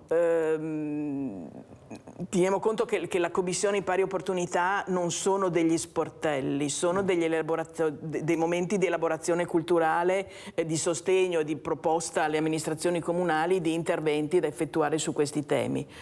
E i temi da affrontare sono sempre tantissimi, ovviamente. Quello che preoccupa di più, qual è il tema che preoccupa di più, Valeria? Abbiamo sicuramente il tema della violenza con la quale abbiamo iniziato la riunione di oggi e dall'altra quella della valorizzazione appunto della cultura e delle figure delle donne. Nel senso che troppe volte le donne sono scomparse dalla storia, pensiamo dalla storia vera e propria, dalla letteratura, dalla pittura, le donne sono scomparse dai nostri libri di testo, per esempio, mentre invece ci sono, hanno svolto un ruolo, quindi dobbiamo da un lato recuperare queste figure per proporre... Infatti questo libro non a caso che mi è arrivato questa mattina, da questo Aiuto Donna di Oderzo, prego, queste eroine. Certo, quindi da un lato rivalorizzare, noi come Comune appunto abbiamo lanciato questa piccola serie editoriale sulle pioniere, per cui abbiamo incominciato con Vittoria Magno, che è stata la prima giornalista iscritta all'Albo del Veneto. Adesso abbiamo pubblicato quello su Anna Feder, che è stata quella che ha portato lo scautismo femminile a Treviso. Continuiamo con la prima scuola di danza di Treviso, la dottoressa Giacomini, e stiamo proseguendo proprio per valorizzare nel nostro piccolo anche la storia delle donne trevigiane. Però si fa fatica anche a Bassano, abbiamo visto che sono diversamente giovani, anche le pari opportunità fanno fatica ad avere giovani donne, perché molte anche impegnate per carità, la scuola, la famiglia, però noi continuiamo a vedere in queste associazioni tutte diversamente giovani. No, devo dire da noi è un po' diverso, anche se è vero che quelle poi più disponibili alla partecipazione sono quelle che sono già in pensione, perché giustamente quando tu hai lavoro, carico familiare, ti riesce più difficile partecipare evidentemente, per cui no, da noi comunque la nostra commissione, diciamo che la netta maggioranza sono persone dai nemmeno 40 anni ai 50 anni, cioè quindi è una commissione abbastanza giovane la mia, ad esclusione di 3 elementi che siamo over 70, le altre sono più giovani. Che per un giovane 29 anni, 30 anni vuol dire già essere maturi, essere vecchi. Io quando mi confronto con loro, per loro, e io mi ricordo, anch'io avevo una cugina a 29 anni, per me era una zitella, una vecchia, certo. Perciò non cambia niente, non è che scopriamo l'acqua calda, i giovani ragionano come ragionavamo noi, ecco, però si fa fatica ad avvicinarli perché si sono chiusi, non si fidano, l'ho detto prima, conoscono molto poco il mondo del volontariato, anche delle pari opportunità, devo vedere, se io devo fare nomi e cognomi di quelli che ho a 50 metri dalla provincia, se vi dico che non le ho mai viste, e l'ho già detto, capite bene che per gli addetti ai lavori è normale, ma per noi cittadini e che operiamo non vederle è una cosa molto grave, è un messaggio che non è di sicuro qualitativo e qualificante per quelli che dovrebbero rappresentare le pari opportunità. Io ho la fortuna di conoscere Valeria Zagolin da una vita perché è stata assessore anche a Treviso, assessore alle attività produttive col sindaco Pavà, mi ricordo, certo. Ecco, cioè, era sempre presente. Però poi ci si perde su cose invece che dovrebbero essere vicine a quelle donne che hanno bisogno. Le pari opportunità servono anche a questo, l'ha detto anche lei, l'hai detto anche tu Valeria. Sicuramente serve, noi appunto possiamo agire praticamente in termini culturali rispetto a questi temi, certo. E volevo tornare sul tema della violenza, che era quello che affrontavi inizialmente. Bisogna superare tutti i pregiudizi che ci sono sul tema della violenza, nel senso che rispetto al fenomeno della violenza troppe volte anche le donne, non solo gli uomini, tendono a tirarsene fuori, no? È un problema che non li riguarda direttamente, che quindi è un fenomeno che viene visto con sospetto, dicendo teniamolo lì, non vogliamo affrontarlo, mentre invece è importantissimo capire quali sono i meccanismi della violenza, le matrici culturali della violenza contro le donne che vengono portate avanti. E su questo devo dire, volevo ricordare 2 iniziative. Uno è quella della Commissione Pari Opportunità, che quando appena iniziata l'attività, prima che iniziasse il Covid, siamo riusciti a realizzare un convegno con 400 ragazzi al liceo scientifico sul modello di identità maschile per il terzo millennio, perché uno dei temi è questo. Il ridefinire una figura maschile che non si appoggi sui vecchi valori del patriarcato, che sono la violenza, l'imposizione e l'essere sopra. Gli uomini devono imparare ad essere pari. Antoniazzi, come commenta queste parole di Daniela Zagolin? Gli uomini devono essere pari, ma soprattutto questa violenza, questa aggressività che se uno vuole migliorare può venire anche in palestra, può sfogare anche in palestra questa energia negativa che poi esplode in delle risse pazzesche o veramente vengono picchiati selvaggiamente ragazzini, ragazzine, genitori. Ecco, c'è qualcosa che si potrebbe fare. Lei ha fatto bene a dire lo sport nella scuola va triplicato, quadruplicato, 1 ora, 2 ore al massimo è pochissimo, non ce la faremo mai. Prego. Lo sport è parallelo alla vita reale. Quello che ti insegna lo sport molte volte non te lo insegna la vita reale. Il rispetto del più forte, del più debole, il rispetto delle gerarchie. Essere più forte non vuol dire essere più forte fisicamente. Chi usa la forza, soprattutto col pubblico femminile, per imporsi o per urlare quello che vuole dire, è solo sinonimo di grande ignoranza e stupidità, e quindi io non le definisco persone forti. Sicuramente se si facesse più sport, uno sport sano in strutture serie o in società sportive serie, dove hai degli esempi di allenatori, di atleti più maturi che ti spiegano, ti fanno vedere cosa vuol dire essere serio, tutta la società ne gioverebbe. Io ho fatto tanti anni judo, sono un appassionato anche di arti marziali, di box, e sono cosciente che più forte sei e meno devi usare questa forza. Antoniazzi, parentesi, visto che ha nominato la box, come mai così numeri alti nell'iscrizione proprio per fare questa disciplina, sia per quanto riguarda i ragazzi che le ragazze? Hanno detto che ci sono dei numeri incredibili. Sì, sta crescendo. Nel pubblico femminile, anche nei centri fitness, sta andando molto la Fitbox. Infatti vediamo se... Ne approfitto, le faccio vedere. Questa qua è la rivista più importante in Italia, che è il Nuovo Club, dove proprio il mese scorso eravamo in prima pagina con uno dei miei centri e c'è una ragazza che sta facendo Fitbox.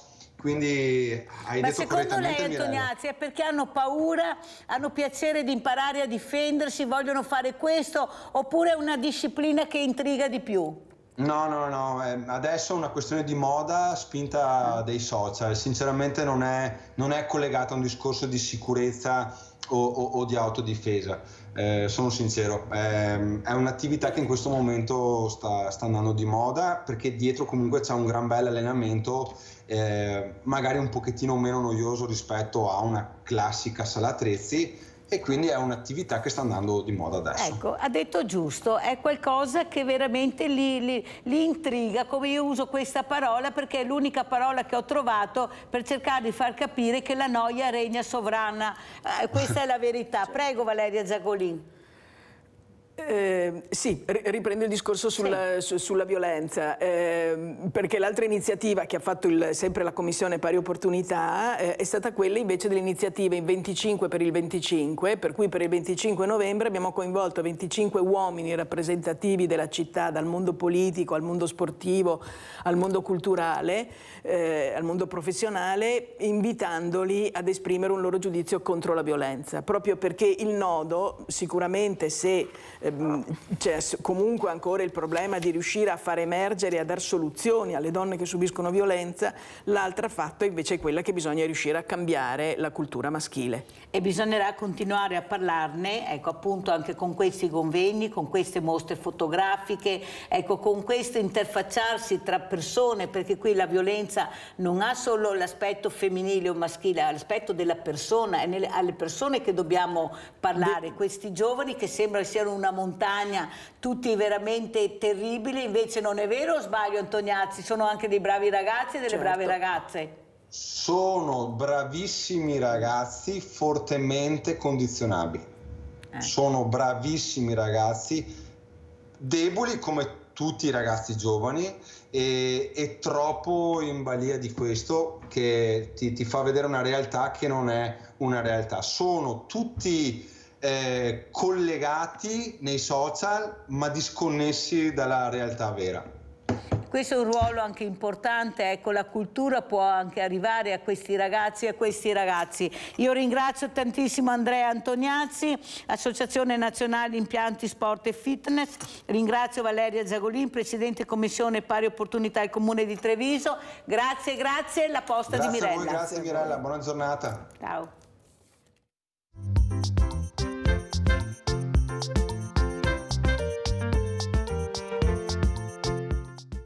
Un cane è rimasto sulla tomba del suo padrone giorno e notte e tutti sono rimasti confusi finché non hanno scoperto il motivo. I funerali sono sempre tristi per tutte le persone coinvolte. Ma che dire degli animali che vengono abbandonati? Di solito i parenti accolgono questi animali o li donano a un rifugio in modo che possano trovare una nuova casa permanente. Ma il cane di questa storia ha fatto qualcosa di molto diverso. Felipe era un pastore tedesco che amava tutti quelli che incontrava. Inizialmente era nato come cane poliziotto ed è qui che ha incontrato il suo conduttore, un agente di 32 anni di nome Davide. Al momento dell'incontro con Felipe, Davide era un agente di polizia solo da un paio d'anni, ma aveva sempre amato l'idea di lavorare nel dipartimento canino. Quando Davide ha finalmente incontrato il suo compagno a quattro zampe, non avrebbe potuto essere più felice. L'agente di polizia e Felipe sono andati subito d'accordo e sono stati rapidamente addestrati a rispondere l'uno all'altro in ogni tipo di situazione. Davide e Felipe hanno trascorso molto tempo insieme e il quattro zampe è persino andato a vivere con il suo conduttore. In questo modo potevano essere sempre in sintonia l'uno con l'altro, nel caso in cui si fosse verificata un'emergenza e fossero stati chiamati. Con il passare del tempo, Davide ha imparato ad amare Felipe come se fosse un membro della sua famiglia. I due finivano per fare tutto insieme, dal dormire sul divano alle lunghe passeggiate nel parco. Quando il cane non era in servizio, amava giocare con tutti quelli che incontravano durante le loro passeggiate. Un giorno, Davide e Felipe erano seduti in un'autopattuglia, quando all'improvviso arrivò una chiamata via radio per una rapina che stava avvenendo nelle vicinanze. Davide mise subito in moto l'auto e iniziò a recarsi sul posto. All'agente di polizia era stato comunicato via radio che avrebbe inseguito 2 sospetti che avevano tentato di rapinare una casa vicina, ma erano stati individuati dal proprietario. Davide è arrivato sul posto solo per vedere i 2 sospetti fuggire a piedi. L'uomo si mise all'inseguimento dei criminali, deciso a raggiungerli e ad arrestarli. Ma proprio quando stava per avvicinarsi abbastanza da fermarli, i 2 uomini sono scappati in un bosco vicino. Davide fermò l'auto e si addentrò nel bosco. Data la vicinanza alla scena del crimine, Davide era stato il primo ad arrivare sul posto. Questo significava che non aveva altri rinforzi oltre a Felipe, che aveva abbaiato dal retro dell'auto per tutto il tempo in cui avevano inseguito i criminali. Davide sapeva che non doveva inseguire i 2 uomini, perché non sapeva di cosa potessero essere armati. Non aveva nessuno che lo sostenesse se si fosse trovato in una brutta situazione. Ma allo stesso tempo non voleva lasciar scappare i 2 uomini pericolosi, perché potessero fare del male ad altre persone innocenti. Facendo un respiro profondo, Davide aprì la portiera dell'auto e chiamò il suo cane al suo fianco prima che i 2 si avventurassero nel bosco. Davide corse tra i fitti alberi, seguendo Felipe, che aveva rifiutato l'odore dei 2 uomini. Pochi istanti dopo, Davide sentì uno degli uomini borbottare tra sé e sé a pochi metri da lui. L'agente estrasse la pistola e iniziò ad avvicinarsi silenziosamente all'uomo ignaro. Davide disse al cane di rimanere dov'era, perché non voleva rischiare che il cane si facesse male. Ma quando il poliziotto si avvicinò alla piccola radura dove si trovava il criminale, si rese conto che c'era un solo uomo in piedi. Proprio mentre Davide stava per guardarsi intorno alla ricerca del secondo uomo, sentì un dolore incredibile forte al fianco. Si scoprì che il secondo uomo si era avvicinato di soppiatto al poliziotto e lo aveva ferito con un coltello. Avvertendo l'angoscia del suo conduttore, Felipe si precipitò nella radura, pronto ad aiutare come poteva.